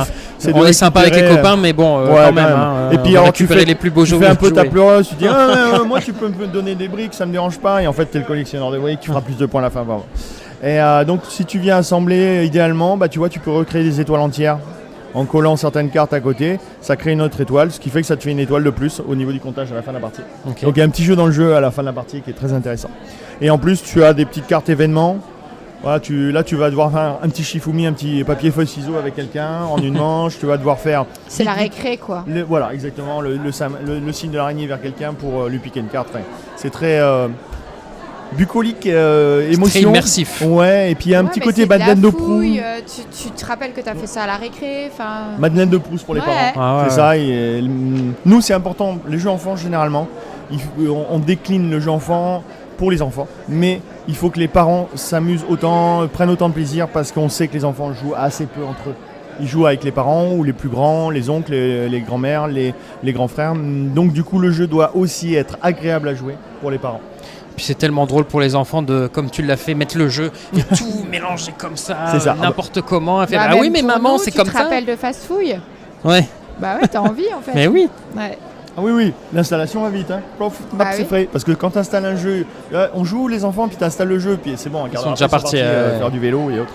Là, hop, on sort, on joue, hop, c'est hyper rapide. Voilà, donc ça c'est notre petit coup de cœur vers les familles, jeux famille en fait. Dès 6 ans. Tu nous dis le moment de la sortie ? Et il sort en mars. Et j'ai peur de dire une bêtise sur la date. Mais je crois que c'est 5. Alors c'est vendredi, je crois. Début mars. Oui, début mars. Je crois que c'est vendredi. Donc ça s'appelle Dans la cour d'école. C'est un jeu de Nathalie et Rémi Saunier, illustré par Julie Machado. Oui. Et donc ça sort très bientôt, là, dans les prochains jours. Voilà. Oui. Et on en a un dernier que l'on voit là-bas tout au fond. Queen Marie-Antoinette. Oui, alors on est dans notre style. Là, après, on peut commencer à inculquer aux enfants un peu d'histoire de France. Voilà, déjà, oui, c'est possible. Et puis, mais bon, il faut voir qu'on est à la cour de Marie-Antoinette, qui est une cour qui a été, on peut dire, assassine, empoisonnement, disparition. Oui, donc on va peut-être pas tout de suite le donner aux enfants. On va attendre qu'il y ait le 12+ ou le 14+. Ouais. Donc on va, effectivement, à la cour de Marie-Antoinette, on va jouer, on va avoir une propre cour personnelle que l'on va agrémenter au fil de la partie, à augmenter au fil de la partie, tel un jeu de collection, un petit peu comme le jeu précédent, où on va récupérer des comment on appelle ça, des factions, des militaires, on va récupérer des favorites, on va récupérer des cardinaux, j'en oublie, mais des aristocrates. Et ces cartes vont nous permettre, à chaque fois qu'on les joue, quand on joue une carte en fait sur la cour centrale, on en récupère 2. D'accord. Alors, la règle est très simple. Tu joues une carte, en prends 2. Tu joues une carte, en prends 2. Donc au final, tu as agrandi quelque part ta cour, mais et ça te permet de réaliser des complots secrets. Tu n'en as que 4 pour toute la partie qui vont te rapporter des points. Mais c'est pas ça forcément qui te fera gagner. Tu peux très bien en faire 0 pendant la partie ou en faire les 4. Mais c'est surtout que chaque carte que tu vas jouer va avoir un effet différent. Si tu joues une bleue, il va y avoir un effet bleu. Qui te dit interactif. Généralement, tu piques une carte à un joueur, tu lui fais perdre des points ou autre. Si tu joues une carte rouge, ça va être un effet sur la cour royale. Si tu joues une carte violette, tu vas marquer des points immédiats. Si tu joues une carte jaune, ça va être un effet de majorité sur les joueurs. Et une carte verte, ça vient modifier la règle de base. Le secret du jeu, c'est qu'il y a 55 cartes dans le jeu, comme tu peux le voir au recto des cartes, d'accord, avec des effets différents. Je ne sais pas si je suis dessous. Voilà. Tout ça, c'est tous des effets différents. Donc 55 cartes à effets différents. Tu en sélectionnes 5 dans chaque couleur En début de partie, tu mets 5 cartes, tu retournes, tac, tac, tac, et donc tu vas jouer cette partie avec ces 5 effets-là, parmi 55. D'accord. Et il n'y en a pas deux identiques. Ce qui fait que d'une partie à l'autre, tu feras jamais la même stratégie, les mêmes sensations, la règle sera la même et les mêmes sensations d'interaction.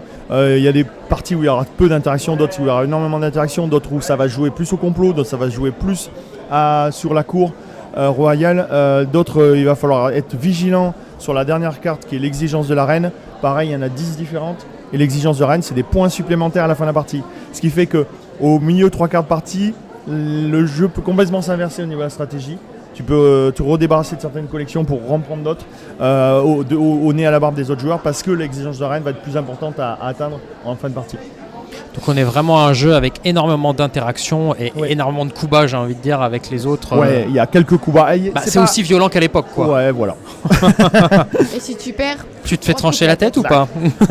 Ouais, surtout que tu vois les aristocrates, elles ont une sorte de petite poupée vaudou. Les illustrations sont magnifiques. Ouais, c'est beau. Ouais. Alors il faut le voir en détail parce que là, effectivement, ouais. Il faut se rézoomer. Mais c'est extrêmement précis sur l'époque. Elle a travaillé aussi avec le développeur graphique, l'infographiste dans l'histoire, en fait, pour aller chercher. Ouais, ça c'était beaucoup plus chargé que ça, en fait, à l'époque. Hein. Mais bon, ils ont essayé de faire la part des choses, mais c'est très agréable. Il y a plein de petits détails sur. Alors les 5 factions, hein, chaque carte au niveau illustration est juste différente au niveau des valeurs, mais l'illustration est la même. Mais les 5 illustrations, il y a plein de détails qui sont cachés, que tu peux découvrir. C'est très agréable, très très agréable.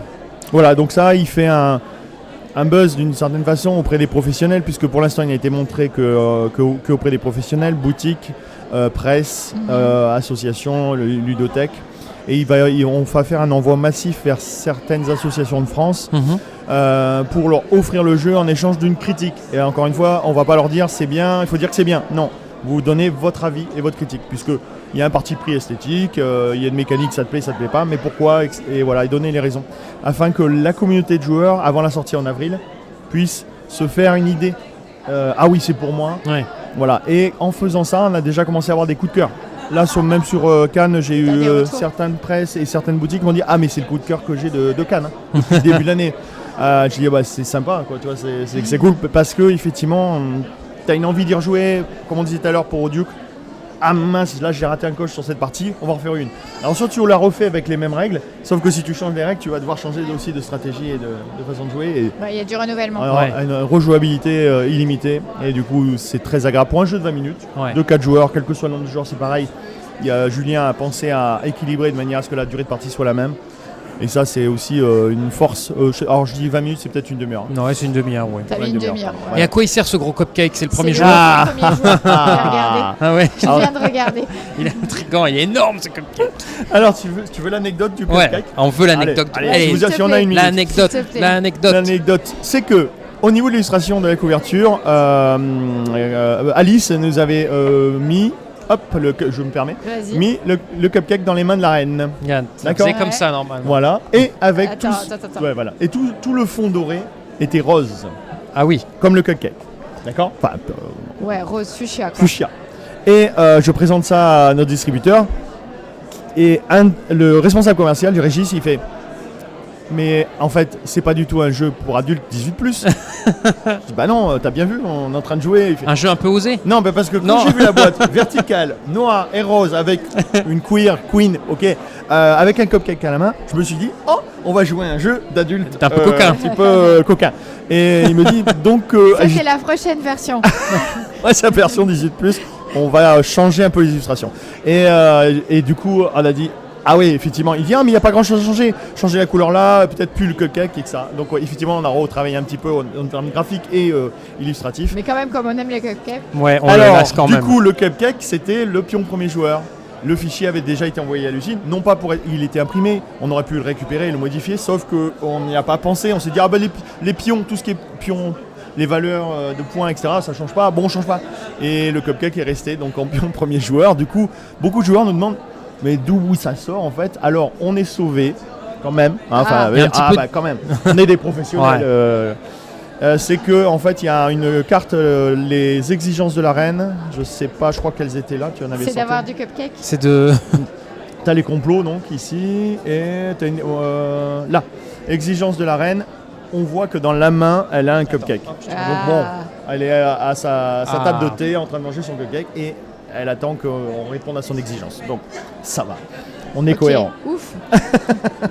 Et moi, ce qui est très drôle, c'est que le petit canard de Ocaluda, il a sa choucroute aussi. Il a sa choucroute pour le jeu, adapté au jeu. Il y a du soin porté à l'édition. L'intérieur des boîtes est travaillé. Enfin, vraiment, c'est le cas aussi. Et quand on a un thème comme ça, est-ce qu'on le propose au château de Versailles ou pas pour le mettre dans la boutique ou... On peut, oui. On le fait ou on le fait ou alors, je m'occupe pas de ça en particulier, mais je pense à ça parce qu'en fait, on a fait ça avec Aurignac.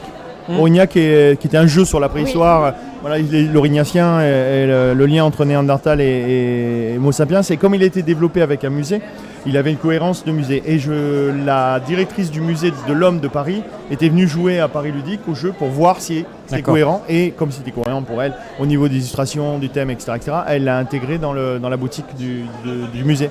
Donc oui, c'est possible que le jeu rentre dans des musées ou dans des lieux touristiques. Ouais, tout à fait. Mais c'est un travail supplémentaire, il faut faire valider, il faut proposer. Des fois c'est pas les mêmes créneaux. C'est pas forcément le même réseau. Ouais, d'accord. Et donc c'est souvent nous ponctuellement qui faisons la démarche auprès d'eux, c'est pas forcément le distributeur. Ouais, d'accord. Mais c'est une bonne idée. Qui est garde dans un coin de tête. C'est bien Gigamic, ton distributeur. Le distributeur c'est Gigamic, ouais. J'ai vu aussi que tu as fait le détail de la chemise avec on pourrait te mettre le petit cupcake aussi. Je suis un professionnel. Mais oui. Et là ici c'est. Oh mon Dieu, je me suis dit mais qu'est-ce qu'il fait? Il nous montre ses chaussettes. Son slip, tu peux aller direct sur le slip. Je vois qu'on a toujours l'esprit bien placé. Pas du tout, j'ai parlé de chaussettes. C'est pas moi qui moi, oui, mais il a pas montré sa jambe. Il s'est juste. Moi aussi en dessous de la table. Là ici je suis en métier. Sur le badge, je cherche toujours quelque chose un peu marrant, moins protocolaire, de duc de Dordogne, tu vois, avec une petite couronne sur la photo, etc. Et donc tout le monde dit, mais t'as le droit? Bah oui, tu fais bien ce que tu veux, tu t'appelles comme tu veux. Je crois que j'ai croisé quelqu'un, c'est marqué chef du monde. Oui, voilà. Mais c'est pas mal, c'est pas mal, ça, c'est bien. Ouais, mais c'est déjà pris par contre. T'as raison. Et c'est pas moi. Ah bon? Ah ouais, regarde, on va te faire une petite photo, je pense que. Alors, ce qui est très drôle aussi avec Duc, un petit peu tous les jeux cette année, mais les commerciaux, je crois qu'on a les commerciaux de l'équipe Gigamic qui a un coup de cœur sur Queen, une petite dimension gamer. On a ça dans le chat aussi, qui nous dit trop hypé par ce Queen. Merci. Eh ben, merci à toi d'être venu sur notre plateau. Je pourrais rester la journée, vous êtes très agréable. Merci Christophe. On te souhaite, du coup, toi t'as fini là. Donc on ne souhaite pas un bon fin de festival. On souhaite de bien dormir. Allez, conseillez-moi un jeu. Oh, la pression. Non. Il y en a tellement. Je vais faire un petit tour. Je vais surtout, je pense, comme je suis bavard, vous avez pu vous en rendre compte, croiser quelqu'un que je connais et discuter. Et puis moi, je vais profiter un petit peu. Un petit peu décompresser avant de prendre la voiture. Je tiens à signaler quand même, parce que vous ne le voyez pas ça, mais nous, on est sans arrêt les yeux attirés par quelqu'un qui s'arrête et qui nous sourit. Le nombre de sourires qui nous ont été adressés pendant ce live est quand même assez fou. Moi, j'ai rien vu, j'étais hyper concentré. Tu vois, d'habitude, moi, je vois rien non plus. Je ne vois rien. Oui, en fait, moi, j'ai le mur. Quand tu es sur cette place, tu vois un nombre de gens te sourire en passant, c'est fou. Bon, on vous refera peut-être tout à l'heure un petit tour avec notre autre caméra pour vous montrer un peu les coulisses. On l'a pas beaucoup fait, mais c'est vrai que voilà, on est hyper bien placé. Juste à l'instant. Et voilà, encore un petit sourire. On est hyper heureux. Attention, tu vas être filmé. Merci à toi. Merci beaucoup. On se retrouve dans quelques minutes pour Synapse Game avec le retour de Martin aux commandes. Sinon, ce sera nous. Oui, sinon ce sera nous. À tout à l'heure. Au revoir.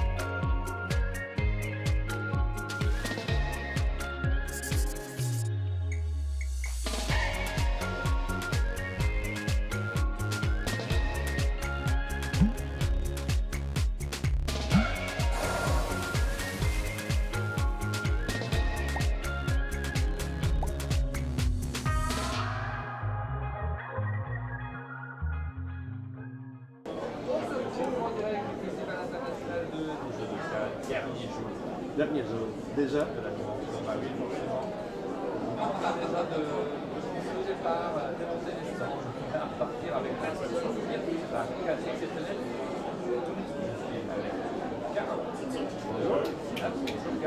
Comment ça va, Martin?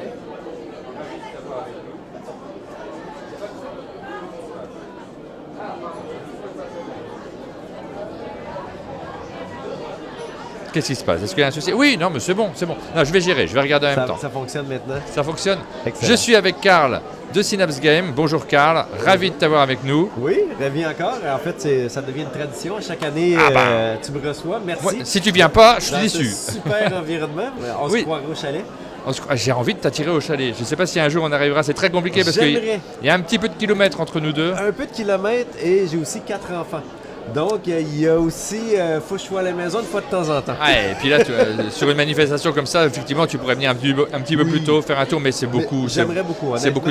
Mais j'adorerais vous recevoir. Convivial. Ah bah oui, et puis on a reçu quelques Québécois par le passé. On a eu la chance d'avoir Joël Durandolph notamment. Oui, absolument. Et c'est des moments tellement forts. Christian du Scorpions qui a déjà passé. Oui, Christian il est passé également. Ouais. Donc c'est faisable, c'est faisable. Oui, d'accord. Il faut bien parler devant le micro, désolé. effectivement. Mais je vais surveiller. Je suis pas un pro, moi. On va vous parler des jeux. Il y a un super line-up chez Synapse Game, des jeux qui vont arriver cette année, qui sont... alors pour certains, je vais vous le dire, parce que j'ai eu la chance d'y jouer. On a eu même la chance de tourner des vidéos. Donc vous allez pouvoir aller voir très très rapidement ces vidéos sur notre chaîne. Pas mal de bons jeux qui arrivent. Et on commence directement par vous créer des envies sur Pyramido.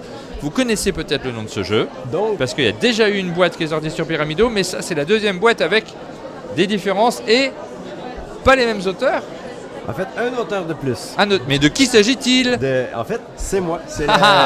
C'est la première fois que je fais un jeu en tant que co-auteur, parce que à la base, c'est un jeu de Iquan Quan pour le premier opus. Et lors du développement de jeu, j'avais peut-être fait 200 parties pour vraiment peaufiner tout ça. Donc, je m'étais vraiment investi dans le projet. Et Pyramido avait été vraiment un très très bon succès, donc il est disponible dans 25 langues. Avec l'auteur, on s'est vraiment questionné, est-ce que ça te tenterait qu'on travaille ensemble sur une suite? Qu'est-ce qu'on voudrait faire avec Pyramido? Comme j'avais fait énormément de démos, j'avais beaucoup de retours aussi des joueurs, des distributeurs, des boutiques. Donc, qu'est-ce que les gens s'attendaient d'une suite? Qu'est-ce qu'ils voudraient? Qu'est-ce qu'ils ont adoré du premier et tout ça? Donc, on a travaillé pendant presque 2 ans pour peaufiner et arriver avec cette nouvelle version-là ici, avec la base, en fait, chaque joueur va construire quand même leur pyramide. On a regardé ça, mais toutes les autres décisions stratégiques vont être différentes.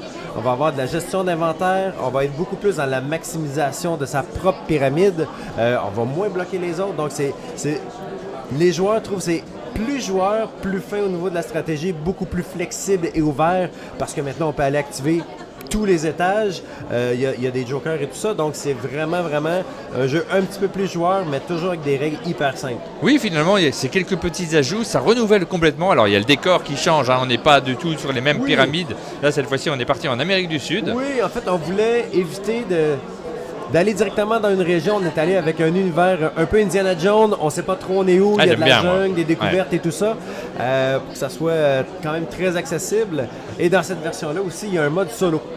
Ah oui, ça c'est le petit supplément qui se rajoute. Exactement. On va jouer contre un automa qui est très peu de manipulation, mais très challengeant. Je vous invite à l'essayer en fait. Il est déjà sur BGA. La version a été sur BGA depuis le 24 février. Donc vous pouvez déjà l'essayer. La sortie officielle en boutique est le 14 mars en France et en Belgique. Ça arrive très vite. Oui, et au Québec, ça va être un petit peu en avril, mais vous pouvez déjà l'essayer. Je vous mets au défi d'essayer le mode solo. L'automa est pas facile. Mais j'aime bien ça, les modes solo. Le mode solo est dispo sur BGA?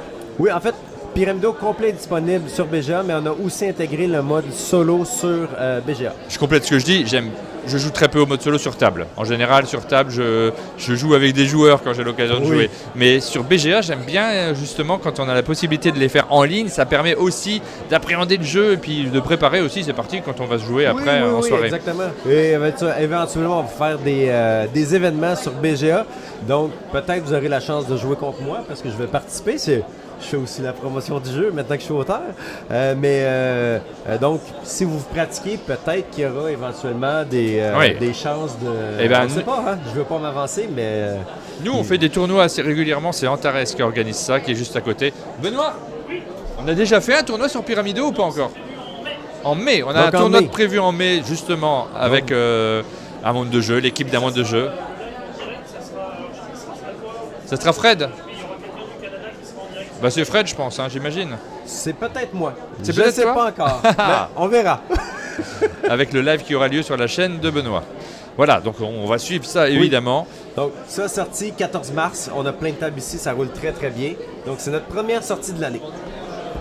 Ensuite, il y en a qui connaissent déjà et qui sont très impatients d'avoir les extensions de Rallyman Dirt.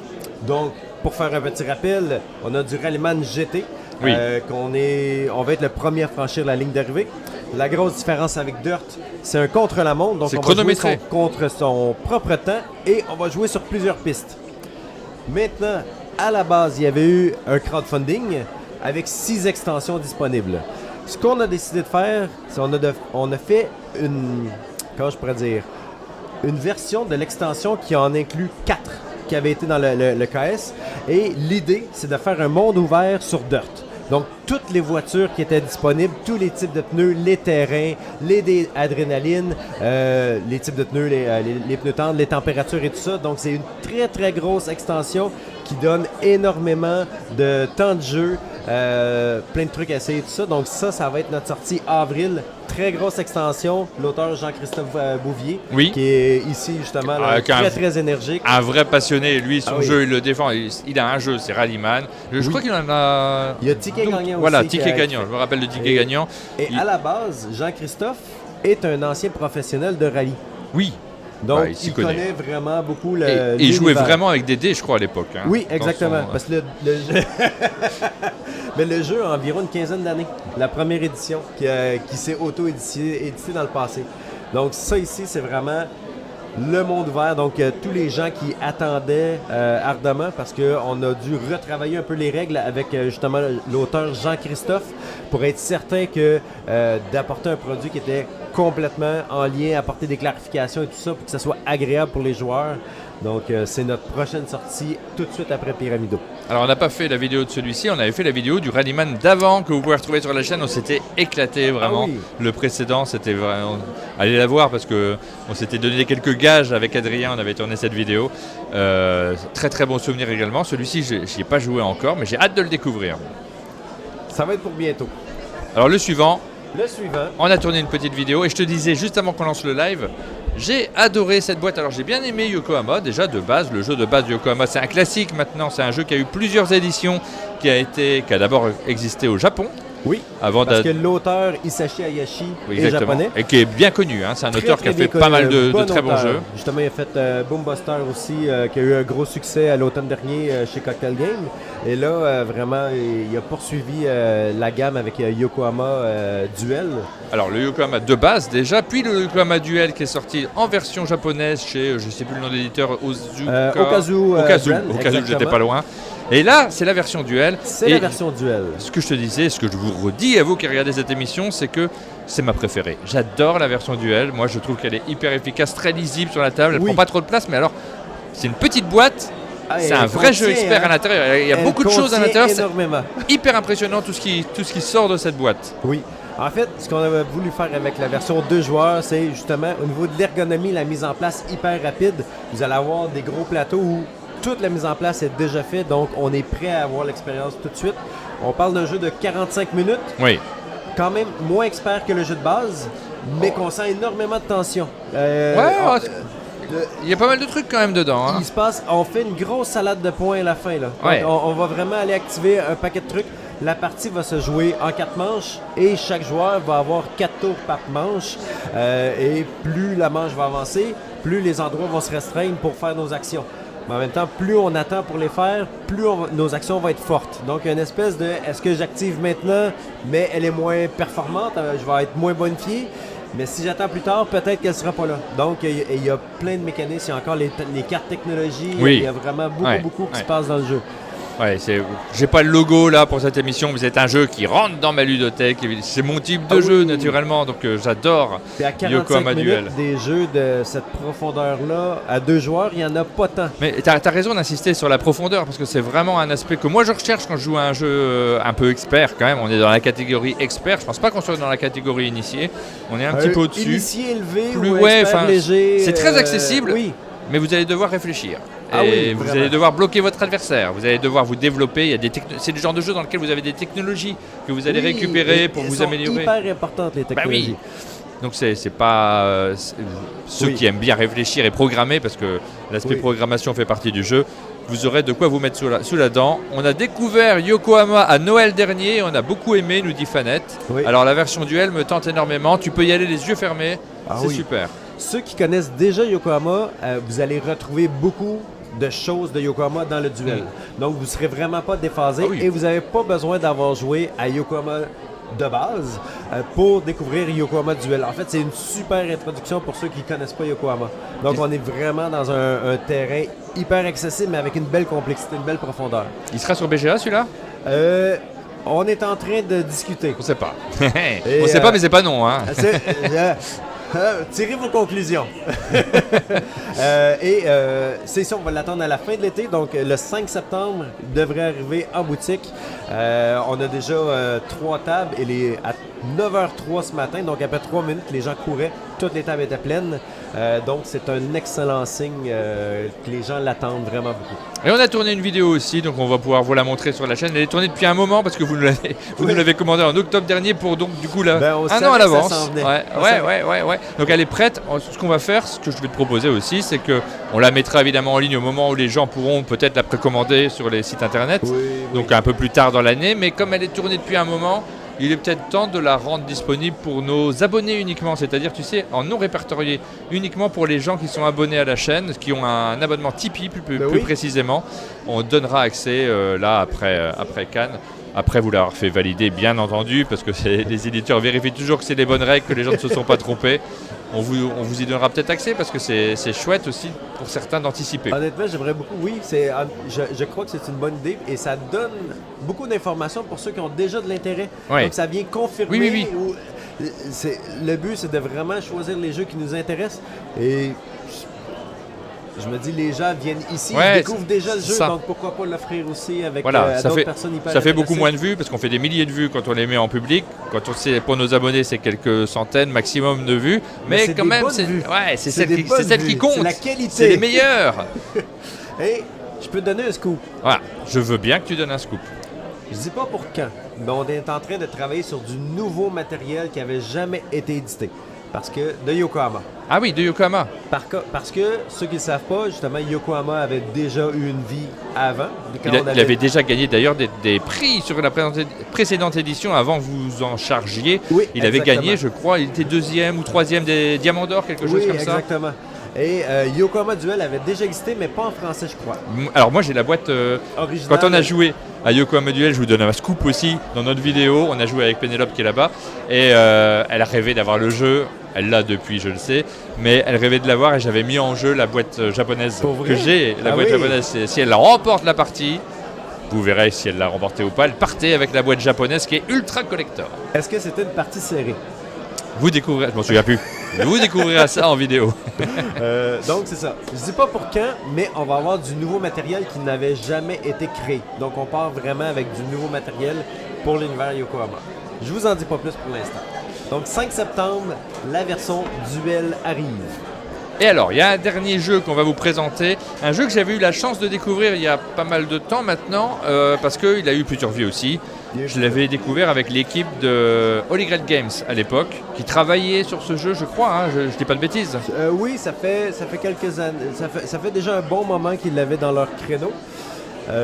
Holy Grail Games n'existe plus. Non, il n'existe plus. Par contre, ils ont collaboré avec vous sur certains jeux parce que vous en avez réédité après la disparition de Holy Grail. En fait, Synapse a repris les droits de la gamme Rallyman. Rallyman, donc on a vraiment racheté le IP. Ouais. Ensuite, on a retravaillé avec Jean-Christophe Lauteur pour vraiment retravailler la gamme. Donc, c'est le seul IP qu'on a continué. On avait quand même la distribution française du catalogue qu'on a continué. Bien sûr.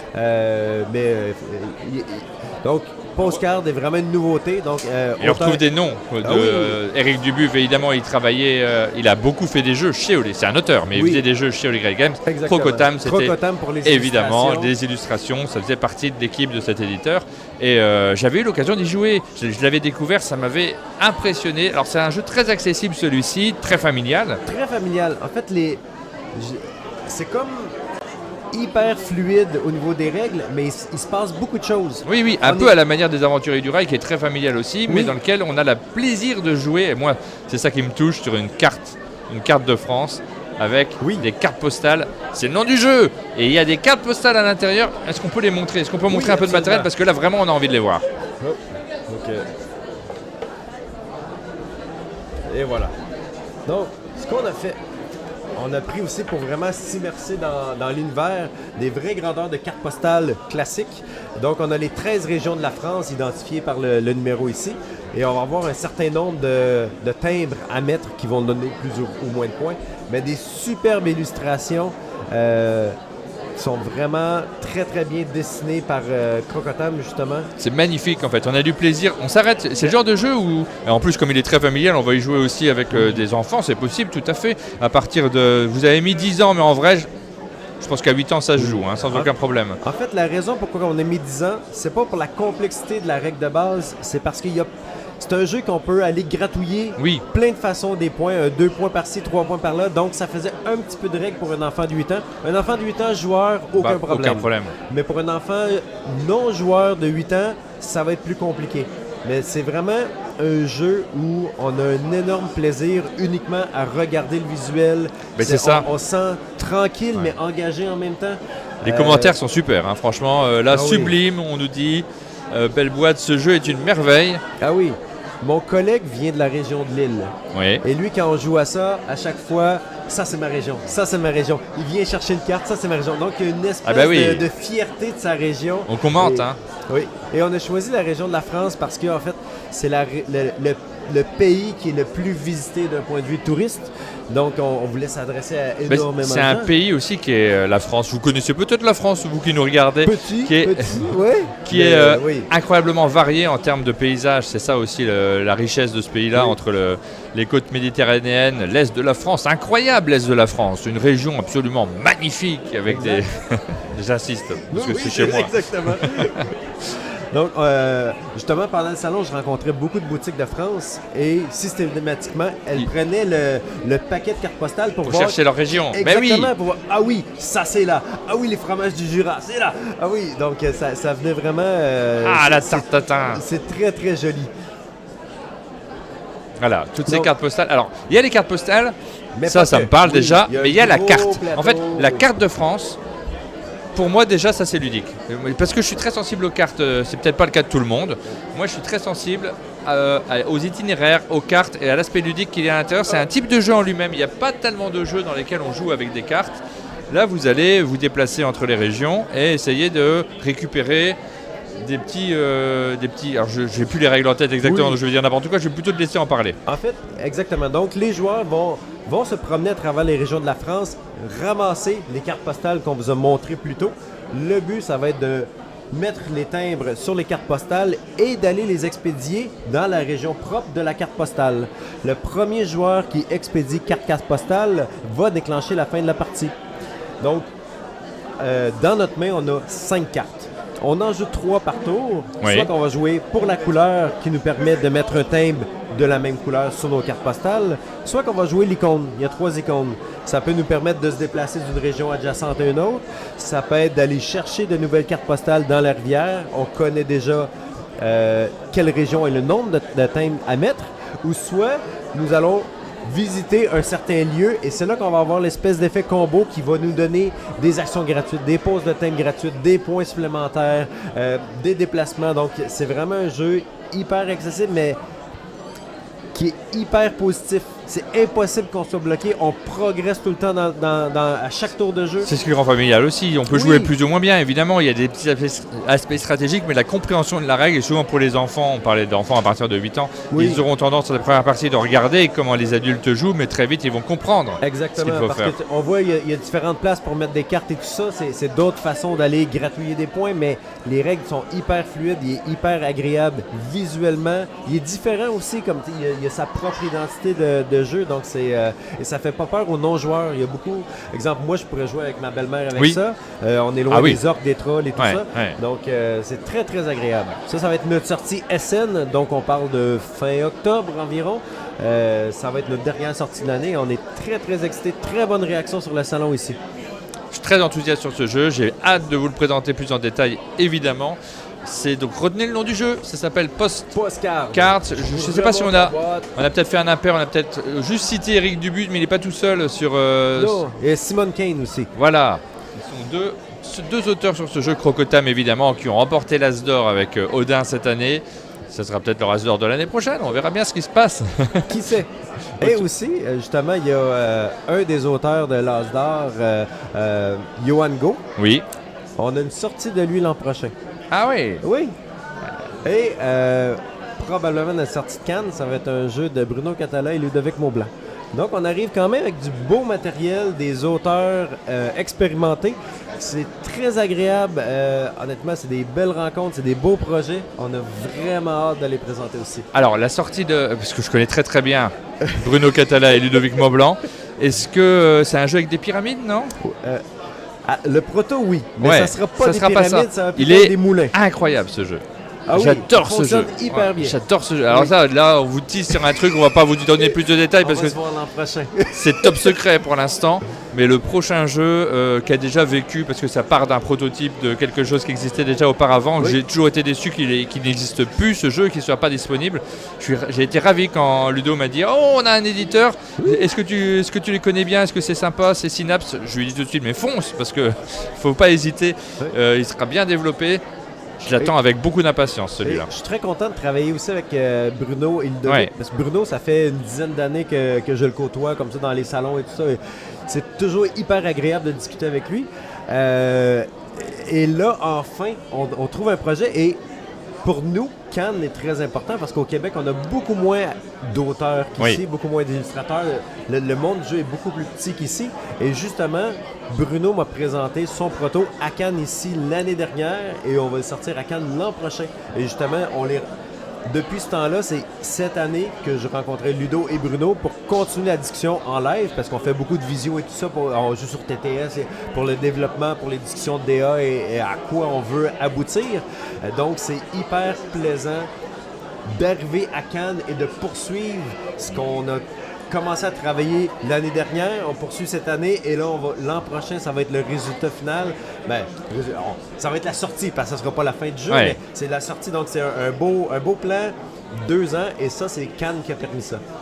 Et bien celui-là je l'attends. On nous dit vous en avez trop dit ou pas assez. Non mais vous serez patient parce que c'est difficile d'en parler trop en amont aussi. Je vous dis juste mon enthousiasme, ça me fait tellement plaisir d'apprendre. En fait, à chaque fois que Ludo vient, j'ai envie de jouer à ce jeu-là en particulier. Il l'a pas toujours avec lui, mais c'est celui-là que j'ai envie de rejouer. Faudra être patient. Moi, j'espère que vous nous commanderez une vidéo très très longtemps en amont pour que je l'ai au chalet. Ça devrait se faire. Je sais pas si tu prends des vacances cet été, mais ça devrait être autour de cette période-là. Ah bah écoute, je serai au taquet. J'espère que j'ai pas. Les gens me croient plus si je suis trop enthousiaste, mais je suis vraiment enthousiaste sur ces différents jeux-là parce que je les ai beaucoup aimés. Merci Karl de nous les avoir présentés. Honnêtement, merci de l'invitation, merci au public d'être là. Je suis très content que vous appréciez ce qu'on vous présente parce que en fait, on travaille justement 2 ans sur un jeu pour éventuellement vous faire plaisir, faire jouer. Et pour nous, c'est un peu comme le tapis rouge à la sortie d'un film. On a travaillé énormément fort et il y a tout le temps un espèce de stress. C'est ça. Quelle va être la réponse du public? Parce qu'en bout de ligne, c'est ce qu'on veut. Créer l'émotion, créer l'excitation. Il faut marquer le coup en fait. On a besoin de ça quand on est auteur-créateur. Et là, tu joues tous les rôles. Il n'y a que le dessin que tu fais pas, j'ai l'impression. Oh non, moi j'ai pourri en dessin. Tu veux pas que je dessine en fait? Mais il faut marquer le coup. À un moment, on a tellement travaillé sur ces jeux. Là, tu nous cites le jeu de Bruno Catala et Ludovic Maublanc. Oui. C'est 2 ans de travail avant la sortie publique. Et ça, c'est à partir du moment qu'ils me l'ont présenté. Parce que eux, ça fait déjà un moment qu'ils travaillaient avant. Là. Exactement. Il faut réussir à vivre tout ça. Et nous, même pour nous, ce stand qu'on a cette année, c'est aussi l'occasion de marquer le coup et de fêter en direct avec tout le monde l'émotion qu'on a à créer des contenus. C'est pour ça que j'ai envie de vous attirer au chalet aussi. J'aimerais vraiment beaucoup. Et on n'a jamais joué une partie ensemble. C'est vrai? Oui. Donc j'aimerais beaucoup. Ça serait l'occasion en fait. Ouais, on y arrivera. Oui. On y arrivera à terme. Voilà, c'est la fin de cette petite émission. On va se retrouver juste après. Alors je regarde le programme. Il est quelle heure? Je suis perdu. Synapse. Juste après, c'est Pénélope qui va prendre l'antenne avec Aspig Games. Voilà pour la suite de l'émission. Je ne sais même pas ce que c'est. Donc c'est l'intérêt de Cannes, c'est qu'on découvre aussi des éditeurs qu'on ne connaissait pas nécessairement à l'avance. Ça sera peut-être une découverte pour vous également. Merci beaucoup. On te retrouve sur quel stand pour ceux qui arriveraient et qui sont encore sur le salon? 1604. Donc sur notre stand, on a du Yokohama Duel et Pyramido Trésor oublié. Dépêchez-vous, c'est dimanche, on est sur la fin là. Mais ce matin, les gens couraient. Ah ouais. Donc c'est bon signe. Allez, petite pause et on se retrouve juste après. Au revoir.